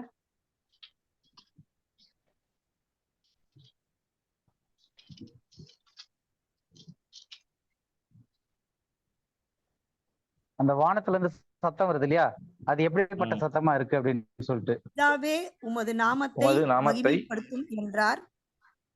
படிங்க, நீங்க படிங்க. கார்த்திகேயன் படிங்க. பிதாவே உமது நாமத்தை மகிமைப்படுத்தும் என்றார். அப்பொழுது மகிமைப்படுத்தினேன், இன்னமும் மகிமைப்படுத்துவேன் என்கிற சத்தம் வானத்திலிருந்து உண்டாயிற்று. ஓகே, வானத்துல இருந்து தெளிவான ஒரு சவுண்ட் வருது. அங்கே நின்று கொண்டிருந்து அதை கேட்ட ஜனங்கள் இடி முழக்கம் உண்டாயிற்று என்றார்கள். என்ன சொல்லிருக்காங்க? இடி முழக்கம் உண்டாயிற்று என்றார்கள். வேறு சிலர் தேவதூதன் அவருடனே பேசினான் என்றார்கள். இயேசு அவர்களை நோக்கி, இந்த சத்தம் என் நிமித்தம் உண்டாகாமல் உங்கள் நிமித்தமே உண்டாயிற்று. ஓகே, சோ இப்ப இதுல வந்து அவங்க கேட்டது பிதாவினுடைய சத்தத்தை ஒருவனும் ஒரு காலம் கேட்டதில்லைன்னும் போது, இந்த எக்ஸ்பிளனேஷனை வந்து பிதா பின்னாடி யோவான் வந்து வெளிப்படுத்தப்பட்ட பிறகு எழுதுறாரு. ஆனா அப்ப சொல்லும் போது அந்த இன்ஸ்டன்ட்ல எப்படி நடந்திருக்குன்னா, பிதா 29 படிங்க. அங்கே நின்று கொண்டிருந்து அதை கேட்ட ஜனங்கள் இடி முழக்கம் உண்டாயிற்று என்றார்கள். ஓகேவா? அது இடி முழக்கம் கடகடன்னு ஒரு சவுண்ட் வந்திருக்கு. இடி முழக்கம் உண்டாயிற்று என்று கேட்டார்கள். வேறு சிலர் என்ன சொன்னாங்கன்னா, தேவதூதன் அவருடனே பேசினார்கள். ஏன்னா புரியல என்னன்ட்டுன்னு. தேவதூதன் அவரோட பேசியிருக்காருன்னு சொல்றாங்க, சிலர் இடி முழக்கம்ன்றாங்க. ஆனா அங்க அதுக்கு முன்னாடி 28 பார்த்தோம் அப்படின்னா தெளிவா என்ன பேசியிருக்காருன்னு கேக்குது. ஆனா அந்த content. Hello brother. Hello brother, இங்க கட் ஆயிட்டீங்க பிரதர்.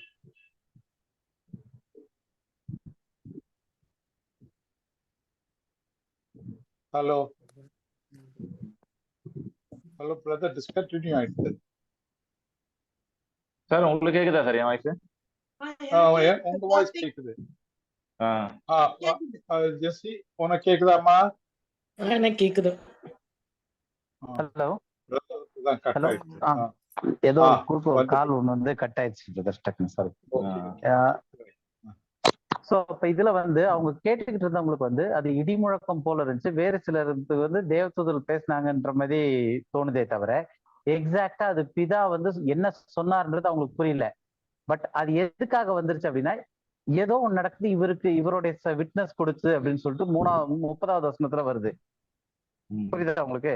அப்ப தேவனுடைய சத்தத்தை தெளிவாக இந்த பழைய ஏற்பாட்டுல எல்லாம் சொல்லியிருக்கல, கர்த்தருடைய வார்த்தை எனக்கு உண்டாக்கி தெளிவா இப்படி பேசியிருக்காருன்னு. அந்த இன்ட்ராக்ஷன் இது கிடையாது. வானத்துல இருந்து வர இப்ப சங்கீதத்துல கூட ஒரு இது வரும். சங்கீதத்துல 2வது அதிகாரத்துல, சங்கீதம் 2ல 7வது வசனம் பாருங்க.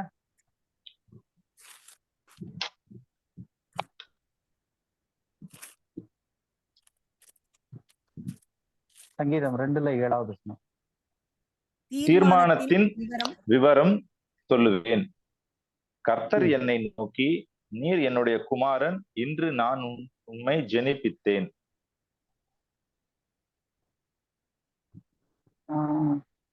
இன்னொரு ஒரு வசனம் வரும்ல, the heavens declare the glory, அந்த இதெல்லாம் 19 பிரதர்.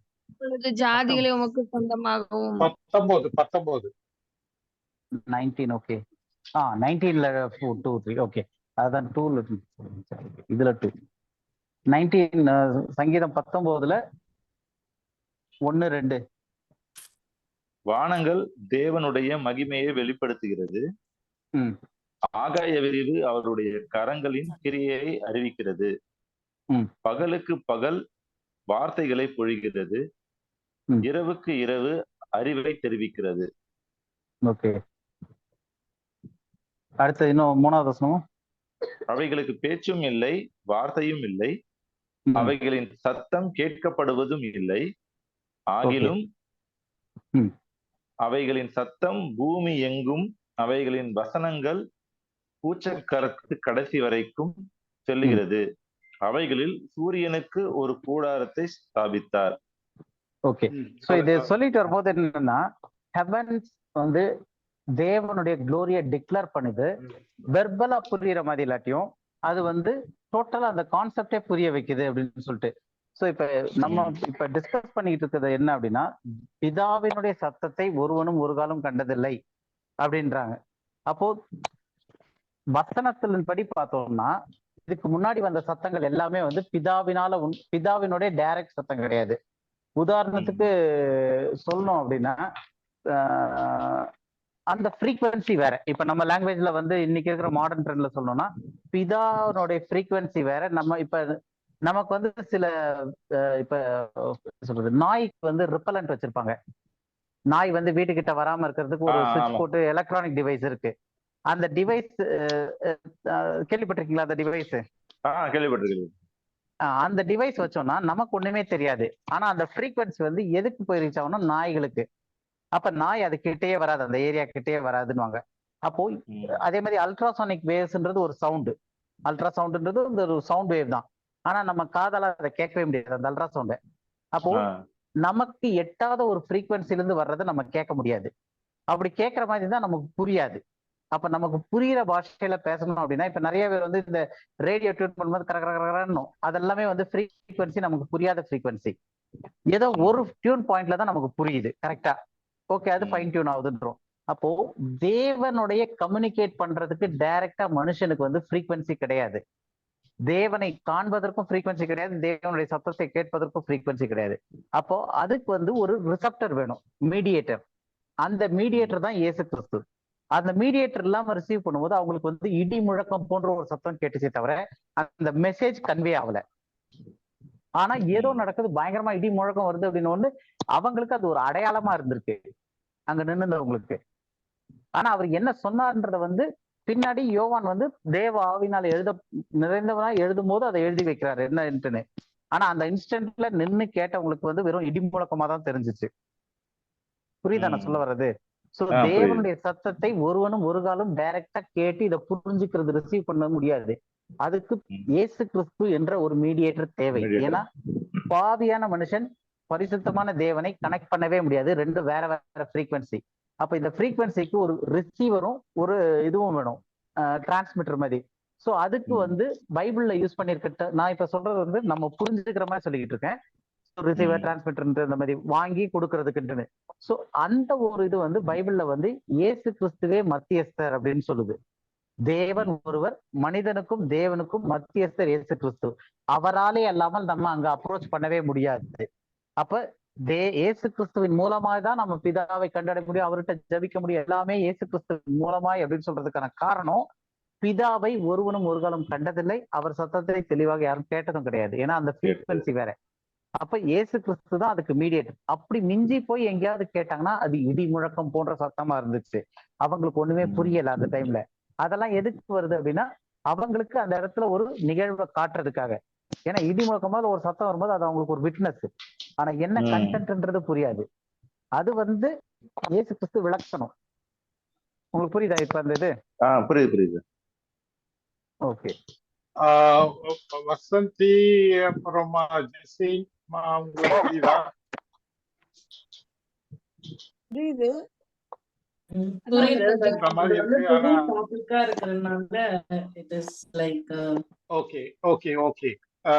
பிரதர் நான் வந்து சம் அப் பண்ணுவா பிரதர் இத. Definitely brother, definitely.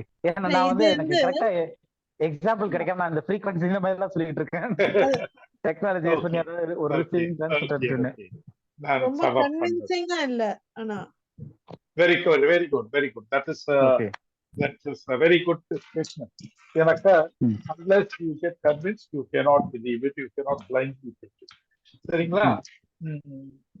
ஃபர்ஸ்ட் நாம வந்து எப்படி எடுத்துக்கணும் இதனாக்கா, இயேசு கிறிஸ்து பொய்க்காரர் கிடையாது. அது ஒத்துக்கிறீங்களா? Okay, we'll have to have that approve that he's not a liar. சரிங்களா? அவர் ஏதாவது ஒண்ணு சொன்னாக்கா அது வந்து முக்கால்வாசி கரெக்டா இருக்குமா இல்ல எல்லாம் கரெக்டா இருக்குமா? எல்லாமே பெர்ஃபெக்ட்டா இருக்கும் சொன்னது. 100% கரெக்டா இருக்கும். இல்ல see அதுதான் நம்ம அந்த பேசிஸ், நம்மளுடைய பைபிள் விசுவாசத்தினுடைய பேசிஸ் அதுதான். அவர் ஒரு இடத்துல சொல்றாரு, ஒருவனும் ஒரு பொழுதும் தேவனை கண்டதில்லை அப்படின்றாரு இல்லையா? அப்ப அது எத்தனை பர்சன்ட் உண்மை? 100% உண்மை. சரிங்களா? ஆனா நம்மளுடைய புரிந்து கொள்ளுதல் இருக்கு இல்லையா? இப்ப எனக்கெல்லாம் வந்து இதான் வந்து ஆதி ஆகமத்துல அந்த கூல் ஆஃப் த டே சாயந்தரத்துல வந்து ஆண்டவர் இறங்கி வந்தாருன்னா ஒரு பெரிய தாடி வச்சுட்டு ஒரு பெரிய அங்கி போட்டுக்கிட்டு ஒரு படிக்கட்டுல இருந்து மேல இருந்து அப்படி இறங்கி வராங்க. இவங்க ஆதாமியாவால் போய் ஒழிச்சுக்கிறாங்க. இதுதான் வந்து சண்டே ஸ்கூல்ல எல்லாம் சொல்லி கொடுக்குறாங்க. அந்த பிக்சர் கொடுக்கறதுனால அதுலயே நம்ம வளர்ந்ததுனால அவர் அந்த மாதிரியான ஒரு நமக்கு ஏன்னா சின்ன குழந்தைங்க இது பண்ணி வைக்கிறதுனால அதே இது நமக்கு த்ரூ அவுட் இது வருது இல்லைங்களா? கரெக்டுங்களா? புரியுது ரைட்டா? அது அது நான் சொல்றது அது ஏற்றுக்கொள்றீங்களா? ஜெஸ்ஸி ஹலோ, நான் இருக்கேன். See, on imagination, அதெல்லாம் வந்து now it's like beyond that. அது சின்ன வயசுல இல்ல இல்ல ஒரு ஓரளவுக்கு நான் சொல்றேன், ஓரளவுக்கு இல்லையா? ஆனா இவ்வளவு நேரம் இவ்வளவு நாட்கள் நாம வந்து பிதா நம்ம கூட பேசுறாரு, பிதா பழைய ஏற்பாட்டுல பேசினாருன்ற ஒரு விசுவாசம் நமக்கு இருந்ததா?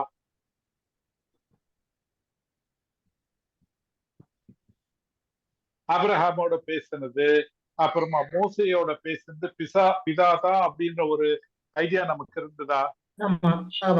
Very good, okay. அப்போ ஒண்ணு அந்த ஐடியா கரெக்ட், இல்லாட்டி இயேசு கிறிஸ்து ஆண்டவராக இயேசு கிறிஸ்து சொன்ன அந்த வார்த்தைகள் ரைட். சரிங்களா? இயேசு கிறிஸ்து சொல்றாரு, ஒருவனும் ஒரு காலம் பிதாவை கண்டதும் இல்லை, அவருடைய வார்த்தை கேட்டதும் இல்லை, அவருடைய சத்தத்தை கேட்டதும் இல்லை. அப்படி சத்தம்ன்றது அந்த இடத்துல வந்து just not a sound, but அவரை வந்து புரிந்து கொள்ளக்கூடிய அந்த வார்த்தைகளை யாரும் கேட்டதில்லை அப்படிங்கிறார் இல்லையா? இப்போ வந்து நாம வந்து இந்த ரொம்ப ஆழமா படிக்காததுனால இதுவும் உண்மை இதுவும் உண்மைன்னு சொல்லிட்டு நம்ம வந்து அதை ஒரு மாதிரி ஜெனரலா போட்டு இது பண்ணிட்டோம். ஆனா இன்னைக்கு வந்து நம்ம என்ன பண்றோம், இயேசு பழைய ஏற்பாட்டுல அந்த மாதிரி கர்த்தர் தேவன் ஆபிரகாமோடு பேசினாரு, மோசையோட பேசினாருன்னு சொல்லும் பொழுது அந்த காரியங்களை வந்து பிதா என்கிற அந்த ஒரு தனி பர்சனாலிட்டி அந்த தேவன் பேசுனது இல்லை. ஆக்சுவலா இது வந்து இயேசு கிறிஸ்து தான் இந்த இடத்துல இந்த மாதிரி அந்த தியோபனி அப்படின்வாங்க, ப்ரீ இன்கார்னேட்டட் கிரைஸ்ட் அப்படின்னு சொல்லுவாங்க. அவர் தான் அதை பண்ணுது அப்படின்றத வந்து நாம விளக்குறோம். சரிங்களா? இப்ப இன்னும் ஒரு உதாரணம் சொல்றேன். யாக்கோப்போட கூட ஒரு அந்த இதுக்கு வரும்போது அவரோட ஒரு மல்யுத்தம் பண்ணாரு இல்லைங்களா? அது யாரு? அது கேப்டன் ஆஃப் ஹோஸ்ட் அப்படின்னு வரும், அது சேனைகளின் கர்த்தர்னு வரும் இல்லைங்களா? சேனைகளின் கர்த்தன் தான் வருது அந்த இடத்துல அந்த தமிழ்ல கேப்டன் ஆஃப் த ஹோஸ்ட்னு வரும். யாரு? யாக்கோப்பு ஒரு தூதரோடு கூட இது பண்ணப்போ கடைசியில என்னை விடுங்க அப்படின்னு சொல்லிட்டு நான் விட மாட்டேன், என்னை ஆசீர்வாதத்தாளர்களும் விட மாட்டேன்னு அவருடைய வலது தொடையை அவர் தொடுறாரு. ஆண்டியில இருந்து அவர் வந்து அந்த இடத்துல ஒரு ஊனமாயி நோண்டி நோண்டி நடக்கிறார். இந்த இன்சிடென்ட் நீங்க படிச்சத ஞாபகம் இருக்கா உங்களுக்கு? ஞாபகம் இருக்கு. ஜெசிந்தா ஸ்டீபன் உங்களுக்கு ஞாபகம் இருக்கா? ஞாபகம் இருக்கு. ஓகே, அந்த அந்த அந்த பர்சன் யாரு? அவர் யாரு? அது பிதாவா இல்ல தேவதூதனா இல்லாட்டி கிறிஸ்துவா?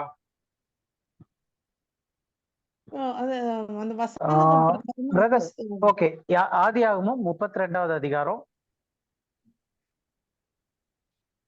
24ல இருந்து 32 அதுல 30 அது 30வது வசனத்திலே வரும். 29 30 படிங்க. 32ல 24ல இருந்து 32 வரைக்கும் இந்த கண்டென்ட் இருக்கு.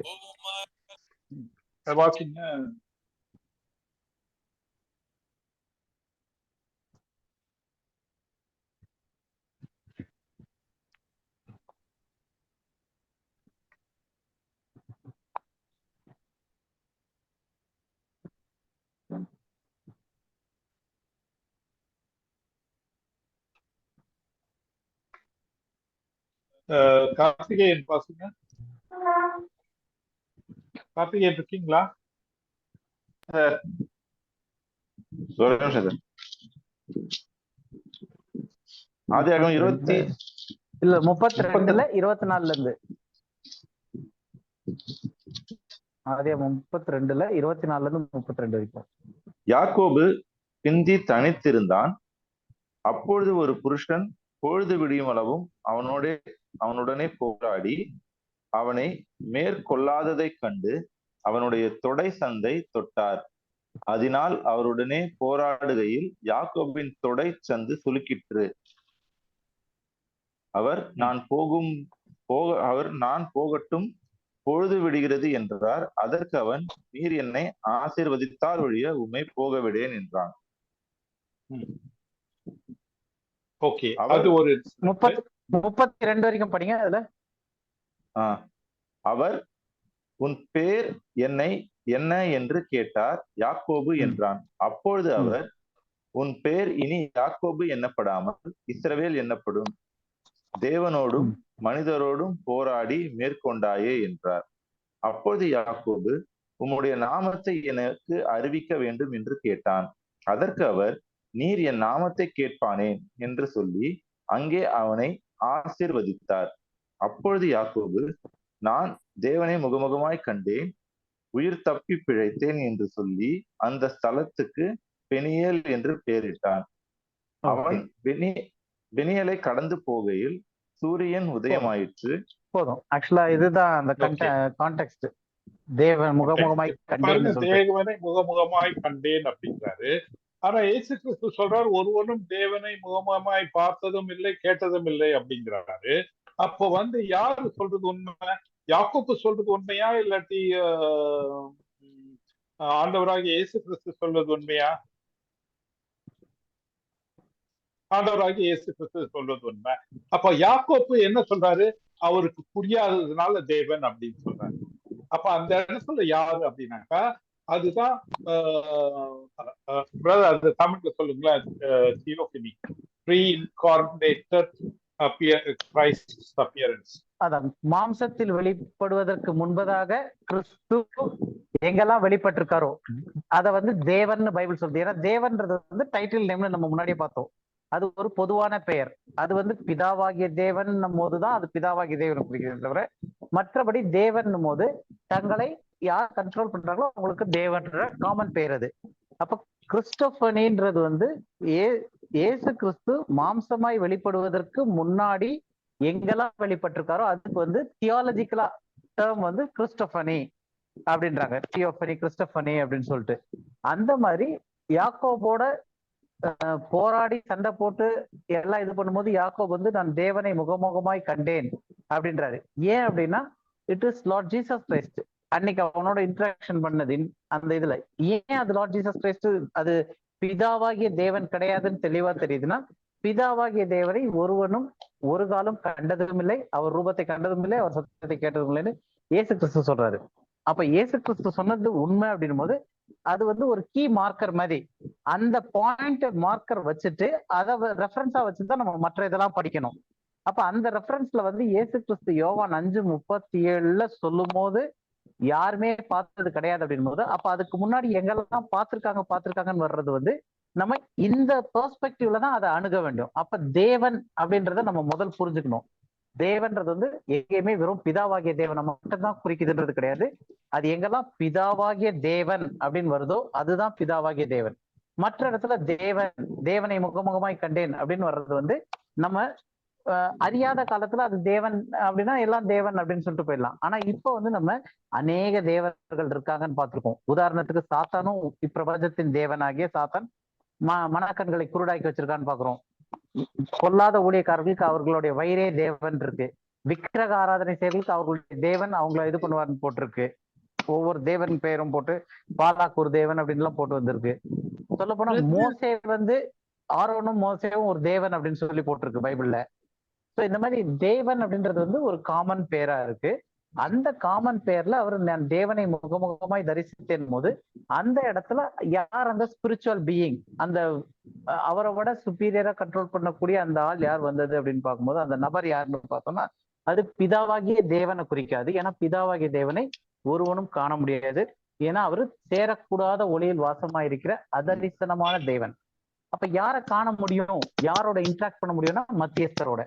அவர் வந்து மாம்சத்தில் வெளிப்பட்டது 2000 வருஷத்துக்கு முன்னாடி இயேசு என்ற பெயர்ல. அப்ப அதுக்கு முன்னாடி அவரு கர்த்தருடைய வார்த்தை.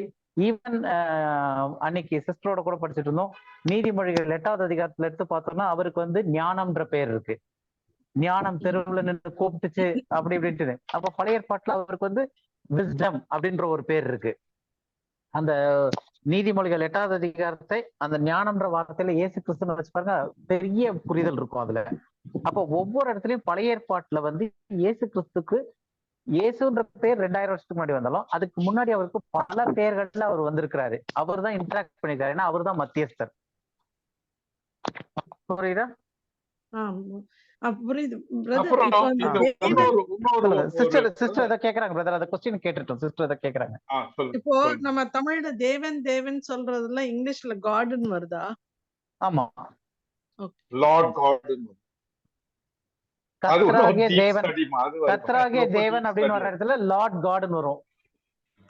இல்ல அது இல்ல. இப்ப நம்ம தேவன் வயிறு தேவன் அதெல்லாம் நிறைய தேவர்கள் அதெல்லாம் சொல்லும்போது காட் தான் வருது இல்ல? ஆமா, காட் தான் வருது. ஆமா, மோசஸ் காட்னு வருது, சேட்டன் இஸ் காட்னு வருது. அதே மாதிரி தர் பெல்லி இஸ் தர் காட்னு வரும். வயிறுன்றதுக்கு பெல்லின்னு வரும் இங்கிலீஷ்ல, கேஜேவில பெல்லி இஸ் தர் காட்னு வரும். மோலாக் இஸ் தர் காட்னு வரும் அந்த விக்கிரகத்தை சொல்லும் போது.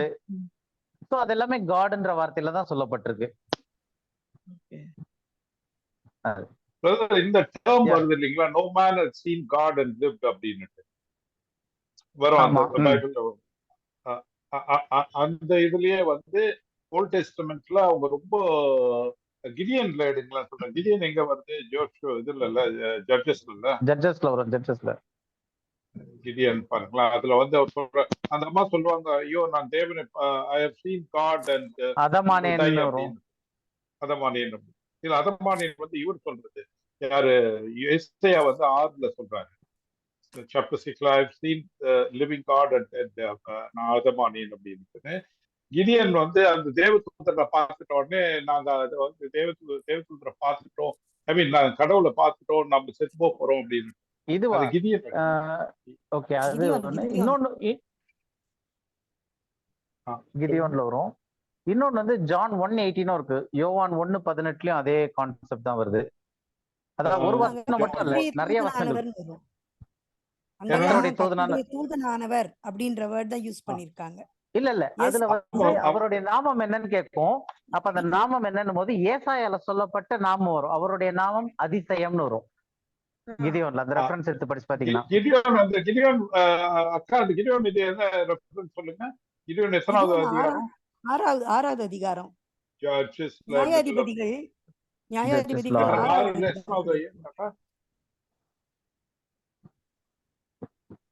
calling of Gideon and the angel of God appeared. 10வது வசனத்துல இருந்தே வரும். 13ல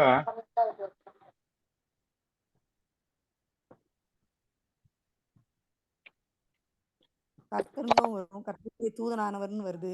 இல்ல அவருடைய நாமம் என்னன்னு உடனே அது அதிசயம் அப்படின்னு வரும். அதுதான் வந்து ஏசாயால அது ப்ராபசியா வரும், அவருடைய நாமம் அதிசயம்னு சொல்லிட்டு. இந்த கிடியனுடைய அம்மா சொல்லுவாங்க, நான் தேவனை பார்த்துட்டேன், நம்ம செத்து போறோம் இப்போ அப்படின்னு.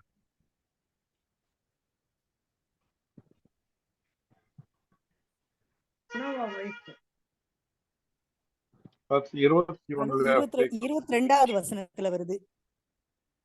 And Gideon perceived that it was an angel. Gideon said, Alas, O Lord, for because I have seen an angel of the Lord face to face. 18ல கூட 13:18ல கரெக்ட். அதற்கு கர்த்தருடைய தூதனாக என் நாமம் என்ன என்று நீ கேட்க வேண்டியது என்ன? அது அதிசயம் என்றார். அது அதிசயம் என்றார் இருக்கு இல்லையா? ஏசாயாலயும் வந்து அந்த தீர்க்க தரிசனம் வரும்போது அவருடைய நாமம் அதிசயம் அப்படின்னு வரும். இல்ல அது வந்து நான் தேவனை பார்த்துட்டு முகமுகமா பார்த்துட்டு நான் செத்து போவேன் அப்படின்னு. அது 22-23 8ல 28ல வருதுங்களா? 8வது அதிகாரத்துலயா? 8 6 6வது அதிகாரத்துல 6வது அதிகாரத்துல Peace be unto thee, fear not, thou shalt not die. ஓகேங்களா? பாருங்க. 22 brother. 22. Lord, for I have seen of the angel face to face, and the Lord said, நீ பார்த்தது அப்போ தான் வருது. அவங்களுக்கு அந்த அந்த அந்த கான்செப்டே தேவனை பார்த்தாலே நம்ம செத்து போயிடும் அப்படின்ற ஒரு கான்செப்ட் அவங்க கிட்ட இருந்தது. Because nobody can see. ஆனா இங்க வந்தது தூதன் தான். இங்க வந்து தூதன் தான். அதாவது பிரதர் தூதன்றது போது that is also a title name. கர்த்தருடைய இப்ப கர்த்தருடைய வார்த்தைன்றது வந்து இயேசு கிறிஸ்துக்கு முன்னாடி உள்ள பேரு. பழைய ஏற்பாட்டுல மாம்சமா வெளிப்படுறது. ஏஞ்சல்ங்கிறது என்னது? மலாக்கியா என்ன வார்த்தை யூஸ் பண்ணி பார்க்கலாம். இல்ல பிரதர், தட் இஸ்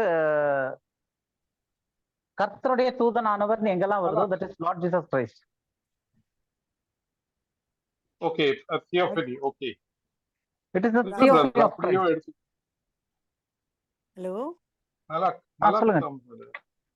அதாவது இந்த வசனத்துல பாத்தீங்கன்னா நியாயாதிபதிகள் 6வது அதிகாரத்துல 21வது வசனத்துல 20-21 வந்து அவங்க வந்து அவருக்கு அப்பம் செஞ்சு கொண்டு வந்து கொடுக்குறாங்க. முதல் வேணாங்கிறாரு, அப்புறம் வாங்கும் போது அதை அவர் சாப்பிடல. அதை வந்து கோவில நுனியில தொட்ட உடனே அது வந்து இதாயிருது, அவரும் மறைஞ்சு போயிடுறாரு. அதனால இது வந்து தேவதூதன் கிடையாது. தேவதூதன் ஆண்டவருடைய ஆராதனை ஏத்துக்க மாட்டாங்க. நானும் தான் மனுஷன் வாங்க. வெளிப்படுத்தின விசேஷன்ல ஒரு வசனம் வரும்.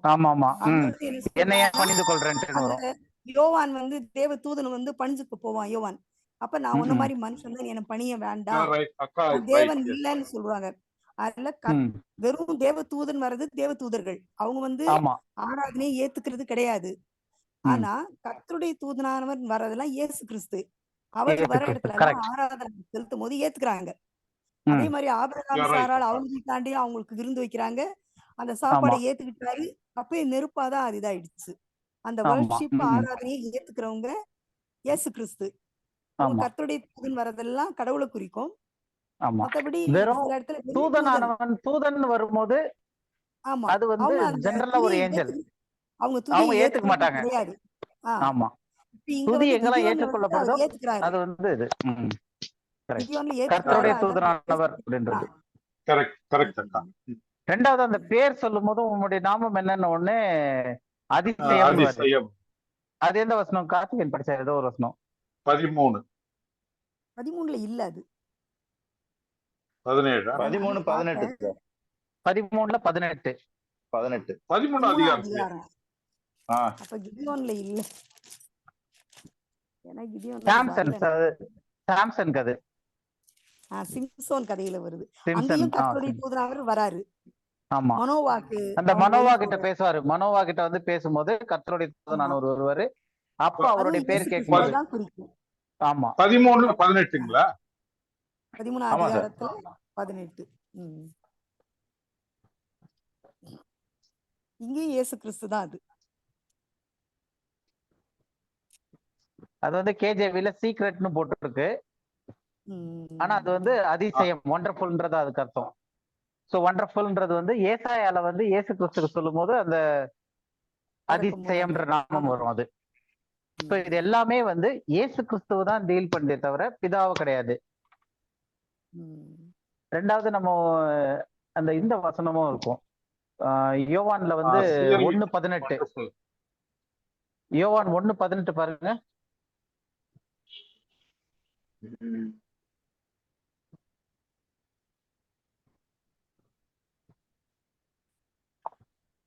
தேவனை ஒருவனும் ஒரு காலும் கண்டதில்லை, பிதாவின் மடியில் இருக்கிற ஒரே பேரான குமாரனே அவரை வெளிப்படுத்தினார்.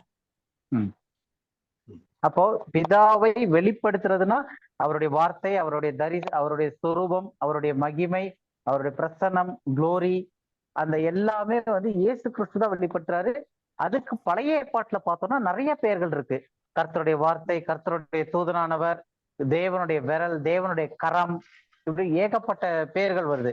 அதெல்லாம் அது ஒரு தனி ஸ்டடியே. ஆனா எங்கேயுமே வந்து பிதா டைரக்டா மக்களோட டீல் பண்ணல. பிதாவை ஒருவரும் ஒரு காலம் கண்டதும் இல்லை, அவர் சத்தத்தை கேட்டதில்லை. அது வந்து தெளிவா இருக்கு காஸ்பல்ஸ்ல இயேசு கிறிஸ்து சொன்னதன் மூலமாக. அப்ப அங்க வந்த கர்த்தருடைய தூதனானவர் வொர்ஷிப்பை ஏற்றுக்கொண்டது ஆபிரகாமோட சொந்தது வந்தது, கிதியோனுக்கு வந்தது, சிம்சோனுக்கு வந்தது, நோவாக்கு வந்தது, மோசேக்கு வந்தது, அதுக்கு முன்னாடி ஆதாமுக்கு வந்தது இன்ட்ராக்ஷன் பண்ணது எல்லாமே இயேசு கிறிஸ்து மாம்சத்தில் வெளிப்படுவதற்கு முன்னாடி. அப்ப நம்மளுடைய பாயிண்ட் வந்து என்னன்னா, இன்னைக்கு நம்ம ஒரு விஷயம் தெளிவா இருக்கு, காஸ்பல்ஸ்ல மட்டும்தான் இயேசு கிறிஸ்து பேசினார் அப்படின்றது வந்து ஒரு தவறானது. அதுலயும் வெறும் ரெட் லெட்டர்ஸ் மட்டும் போட்டிருக்கிறது ரொம்ப ரொம்ப தவறானது. மொத்த வேதாகமும் எங்கெல்லாம் தேவன் இன்டராக்ட் பண்ணியிருக்காரோ தேவனுடைய வார்த்தையில அது எல்லாமே இயேசு கிறிஸ்துவின் மூலமா தான் வெளிப்படுத்தப்பட்டிருக்கு. கிளியரா இருக்கு இல்லையா? இல்ல வேற ஏதாவது சந்தேகம் இருக்கா?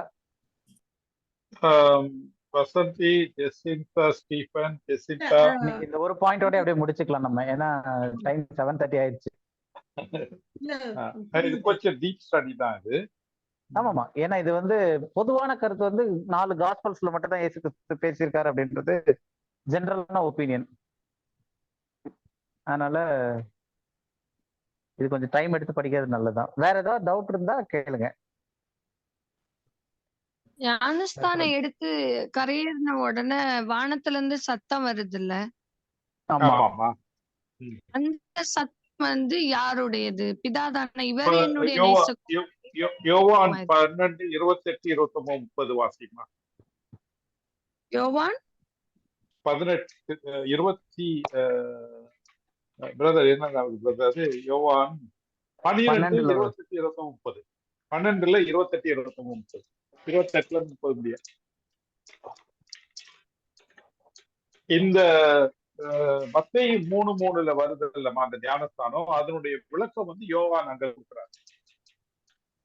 எப்படி கேட்க முடியும்ன்றது 12வது அதிகாரம் 15 12 12ல 28, 28, 29 and 30. அவர் இப்படி அவனுடனே சொன்னதின் கருத்தை பந்தி இருந்தவர்களில் ஒருவனும் அறியவில்லை. மாத்தி வாசிக்கிறேன், சாரி, 13 வேற ஏதோ நினைக்கிறேன், 13 நான் 12:28 வாசிக்கிறேன். பிதாவே உமது நாமத்தை மகிமைப்படுத்தும் என்றார். அப்பொழுது மகிமைப்படுத்தினேன், இன்னமும் மகிமைப்படுத்துவேன் என்கிற சத்தம் வானத்திலிருந்து உண்டாயிற்று. அங்கே நின்று கொண்டிருந்த அதை கேட்ட ஜனங்கள் இடி முழக்கம் உண்டாயிற்று என்றார்கள். வேறு சிலர் தேவதூதன் அவருடனே பேசினான் என்றார்கள். இயேசு அவர்களை நோக்கி, சத்தம் என் நிமித்தம் உண்டாகாமல் உங்கள் நிமித்தமே உண்டாயிற்று. இப்பொழுதே இந்த உலகத்துக்கு நியாய தீர்ப்பு உண்டாகிறது. இப்பொழுதே இந்த உலகத்தின் அதிபதி புறம்பாக தள்ளப்படுவான். ஓகே, அதான். அப்ப அந்த இடத்துல பாருங்கம்மா, ஒரு இடி சத்தம் மாதிரி கேக்குது. அந்த இடி சத்தத்துக்கான அர்த்தம் வந்து மக்களுக்கு புரியல, ஆனா ஆண்டவராக இயேசு கிறிஸ்துவுக்கு தான் புரியுது. அதே மாதிரி ஒரு சத்தம் வந்தப்ப மத்தேயு வந்து அத தேவனுடைய ஆவியினுடைய ஏவுதல் மூலமாக அதுக்கு வந்து அவரு டிரான்ஸ்லேட் பண்றாரு. எப்படி டிரான்ஸ்லேட் பண்றாரு? இவர் என்னுடைய பெரிய குமாரன்ங்கிறத வந்து அவருக்கு வந்து புரிஞ்சுக்கிட்டு எழுதுறாரு. ஏன்னாக்கா இந்த இடத்துல ஆண்டவர் சொல்றாரு இல்லையா, ஒருவனும் தேவனுடைய பிதாவினுடைய சத்தத்தை பிதாவை பார்த்ததும் அவருடைய சத்தத்தை கேட்டதும் இல்லை அப்படின்னு பிரதர் சொன்ன மாதிரி அந்த ஃப்ரீக்வன்சிய நம்ம மனுஷர்களால புரிஞ்சு கொள்ள முடியாது. அந்த புரிஞ்சு கொள்வதற்கான ஒரு அந்த சத்தத்தை உள்வாங்கி அதை வந்து டிரான்ஸ்லேட் பண்ணி சொல்றதுக்காக வேண்டா இயேசு கிறிஸ்து வந்திருக்கிறார். எங்கேயுமே வந்து பிரதர் ஒரு நிமிஷம் பிரதர், எங்கேயுமே வந்து அந்த சத்தம் வந்ததை வந்து ஜனங்கள் கேட்டதாகவோ புரிஞ்சதாகவோ இல்ல. That is the declaration.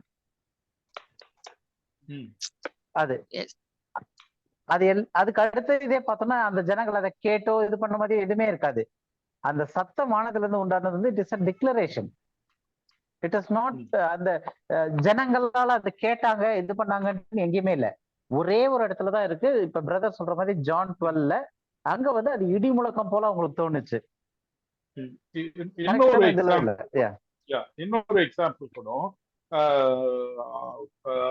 அப்போஸ்தலர் நடவடிக்கை 9ல பவுல் வந்து தமாஸ்கு பட்டணத்துக்கு போகும்பொழுது சவுலே சவுலே ஏன் என்னை துன்புறுத்துகிறாய்ன்னு வந்து அது மத்தியான வெளிச்சத்துல சூரியனை விட பிரகாசமா உயிர் சேர்ந்த ஆண்டவர் கூப்பிடும் பொழுது அந்த அந்த காரியங்கள் அவர் சொல்றது பவுலுக்கு மட்டும்தான் புரிஞ்சுது, மற்றவங்களுக்கு புரியல.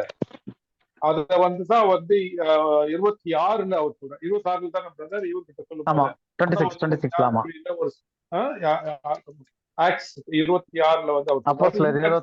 அவர் 26 வந்து இவர்கிட்ட வரும்போது அந்த எக்ஸ்பிளனேஷன் அவர் கொடுப்பாரு. மற்றவங்க யாருக்கும் புரியல. அந்த காரியங்கள் பவுலுக்கும் ஆண்டவர் சொல்றது பவுலுக்கு மட்டும்தான் புரிஞ்சது. அப்போ ஒரு சில காரியங்களை வந்து எல்லாராலுமே புரிந்து கொள்ள முடியல. யாருக்கு அதை சொல்லணும்னு ஆண்டவர் நினைக்கிறாரோ அவங்களுக்கு மட்டும்தான் சொல்றாரு. ஆனா அந்த மாதிரியான ஒரு நிகழ்வு எல்லாம் முடிஞ்சு போச்சு. இப்ப ஆண்டவர் என்னெல்லாம் சொல்லணும்னு நினைக்கிறாரோ அதை எல்லாவற்றையும் வேதத்துல எழுத்து வடிவமா கொடுத்துட்டாரு. இன்றைக்கும் ஒரு சில பாஸ்டர்ஸ் வந்து ஒரு சில வேதத்துல இருக்க ஒரு சில ரகசியங்களை எங்களுக்கு மட்டும்தான் சொல்றாரு, உங்களுக்கு சொல்றது இல்ல, அதை நாங்க உள்வாங்கி உங்களுக்கு சொல்றோம் அப்படின்னு சொல்றது வந்து என்னை பொறுத்த மட்டும் அது ஒரு பித்தலாட்டம் தான். ஏன்னா எல்லாமே தெளிவா ஆண்டவர் கொடுத்திருக்கிறாரு. அதை நம்ம கரெக்டா ரைட்டா டிவைட் பண்ணி பொறுமையா வாசிச்சோம்னாக்கா அதுவே புரிஞ்சு கொள்வோம். நம்ம ஒரு தனி கமெண்ட்ரியோ எதுவுமே தேவையில்லை. என்ன ஒண்ணுனாக்கா ஒரு டைம் எடுத்து ஒரு டெலிஜென்ட்டா நம்ம படிக்கும் பொழுது அதுக்கு அர்த்தம் வெளிப்படுத்துறாங்க. எல்லாருக்கும் வெளிப்படுத்துவார். யாருக்கும் வந்து ஒரு ஸ்பெஷல் இல்லை. யாரெல்லாம் தேடுறாங்களோ அவங்களுக்கு எல்லாத்துக்கும் அதை வந்து கொடுக்கறது வந்து அவர் வந்து வாத்தியா இருக்கிறார்.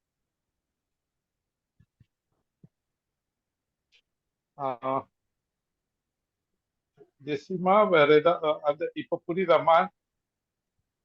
ஜெசி 2 ஜெசியுமே ஹலோ புரியுது.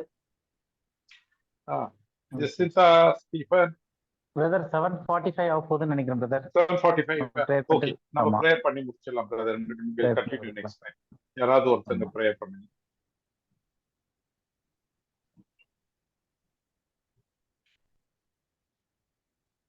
எங்களை அதிகமாக நேசிக்கிற எங்கள் நல்ல பிதாவே, நீர் கொடுத்த இந்த வேலைக்காக உமக்கு நன்றி செலுத்துகிறோம். அப்பா எங்களுக்கு கூடவே இல்லப்பா, நாங்கள் ஒவ்வொருவரும் கலந்து கொண்டிருக்கிறோம், அதற்காக உமக்கு நன்றி. வெவ்வேறு சூழ்நிலையில இருந்து ஆண்டவரே நாங்கள் ஒன்று கூடியிருக்கிறோம். இதாவே எங்களுக்கு நீர் ஆண்டவரே இந்த நேரத்தை ஆயத்தப்படுத்தி தந்தீரே, அதற்காக நன்றி. எல்லோரும் கலந்து கொள்ள ஆண்டவரே நீர் எங்களுக்கு நேரத்தை ஆயத்தப்படுத்தி கொடுங்க. எல்லா வேலைகளும் கூட இருந்து எங்களை வழிநடத்தபடியாக ஜெபிக்கிறோம். இன்னும் அதிகமாக கற்றுக்கொள்ள அப்பா நீர் கிருபை தரும்படியாக ஜெபிக்கிறோம். இன்னும் அநேகருக்கு நாங்கள் பிரயோஜனப்பட இந்த வார்த்தையை கொண்டு செல்ல எங்களை ஒவ்வொருவரும் நீங்க தகுதிப்படுத்த லூயிஸாருக்காகவும் அம்மாக்காகவும் ஜெபிக்கிறோம். அவங்க உடல் நலத்தை சுகத்தை பாதுகாத்துக் கொள்ளுங்க. சாமியல் சாருக்கும் அதிக நேரத்தை கொடுத்த ஆண்டவரை இன்னும் அநேகர் இதுக்குள்ள வர இன்னும் அநேகருக்கு அவர்கள் வெளிச்சமா இருக்க நீர் கிருபை தரும்படியாக ஜெபிக்கிறோம். வந்திருக்க ஒவ்வொருவரையும் கரத்துல கொடுக்கிறோம், பாதுகாத்துக் கொள்ளுங்க, குடும்பத்தை ஆசீர்வதிங்க. துதி கன மகிமை யாவும் செலுத்துகிறோம். இந்த மீட்பெரும் ரட்சகரும் ஆண்டவரும் இயேசு கிறிஸ்து நாமத்தில் எடுக்கிறோம் ஜீவனோட நல்ல பிதாவே. ஆரம்பத்திலே நான் சொல்லணும்னு நினைச்சேன், மறந்துட்டேன் நானு. நேற்று வந்து நம்ம ஜெசிந்தா ஸ்டீஃபனுக்கும் வெட்டிங் ஆனிவர்சரி, அதே மாதிரி பிரதருக்கும் சிஸ்டருக்கும் வெட்டிங் ஆனிவர்சரி. அவங்களுக்காக வேண்டி கர்த்தருக்கு நன்றி சொல்லி உங்களுடைய பர்சனல் ஜெபத்துல ஜெபிச்சுப்போம். ஓகேங்களா? தேங்க்யூ. என் ஆத்மாவை சொல்லடி, என் ஆத்மாவை என் முழுவதுமே அவருடைய பரிசுத்த நாமத்தை ஸ்தோத்திரி. என் ஆத்மாவே கர்த்தரை ஸ்தோத்திரி. சகல உபகாரங்களும் ஆமென். Happy wedding anniversary for Thank you. Belated wedding anniversary. Happy anniversary. சரி, எல்லாம் நேத்து பிரியாணி சாப்பிடும்போது என்ன எங்களை நினைச்சீங்களா இல்லையா? நாங்க பிரியாணியே சாப்பிடல. சரி, பரவாயில்ல, நம்ம எல்லாம் ஒரு தடவை வந்துடலாம். எல்லாரும் சேர்ந்து பிரியாணி போட்டுருவோம்.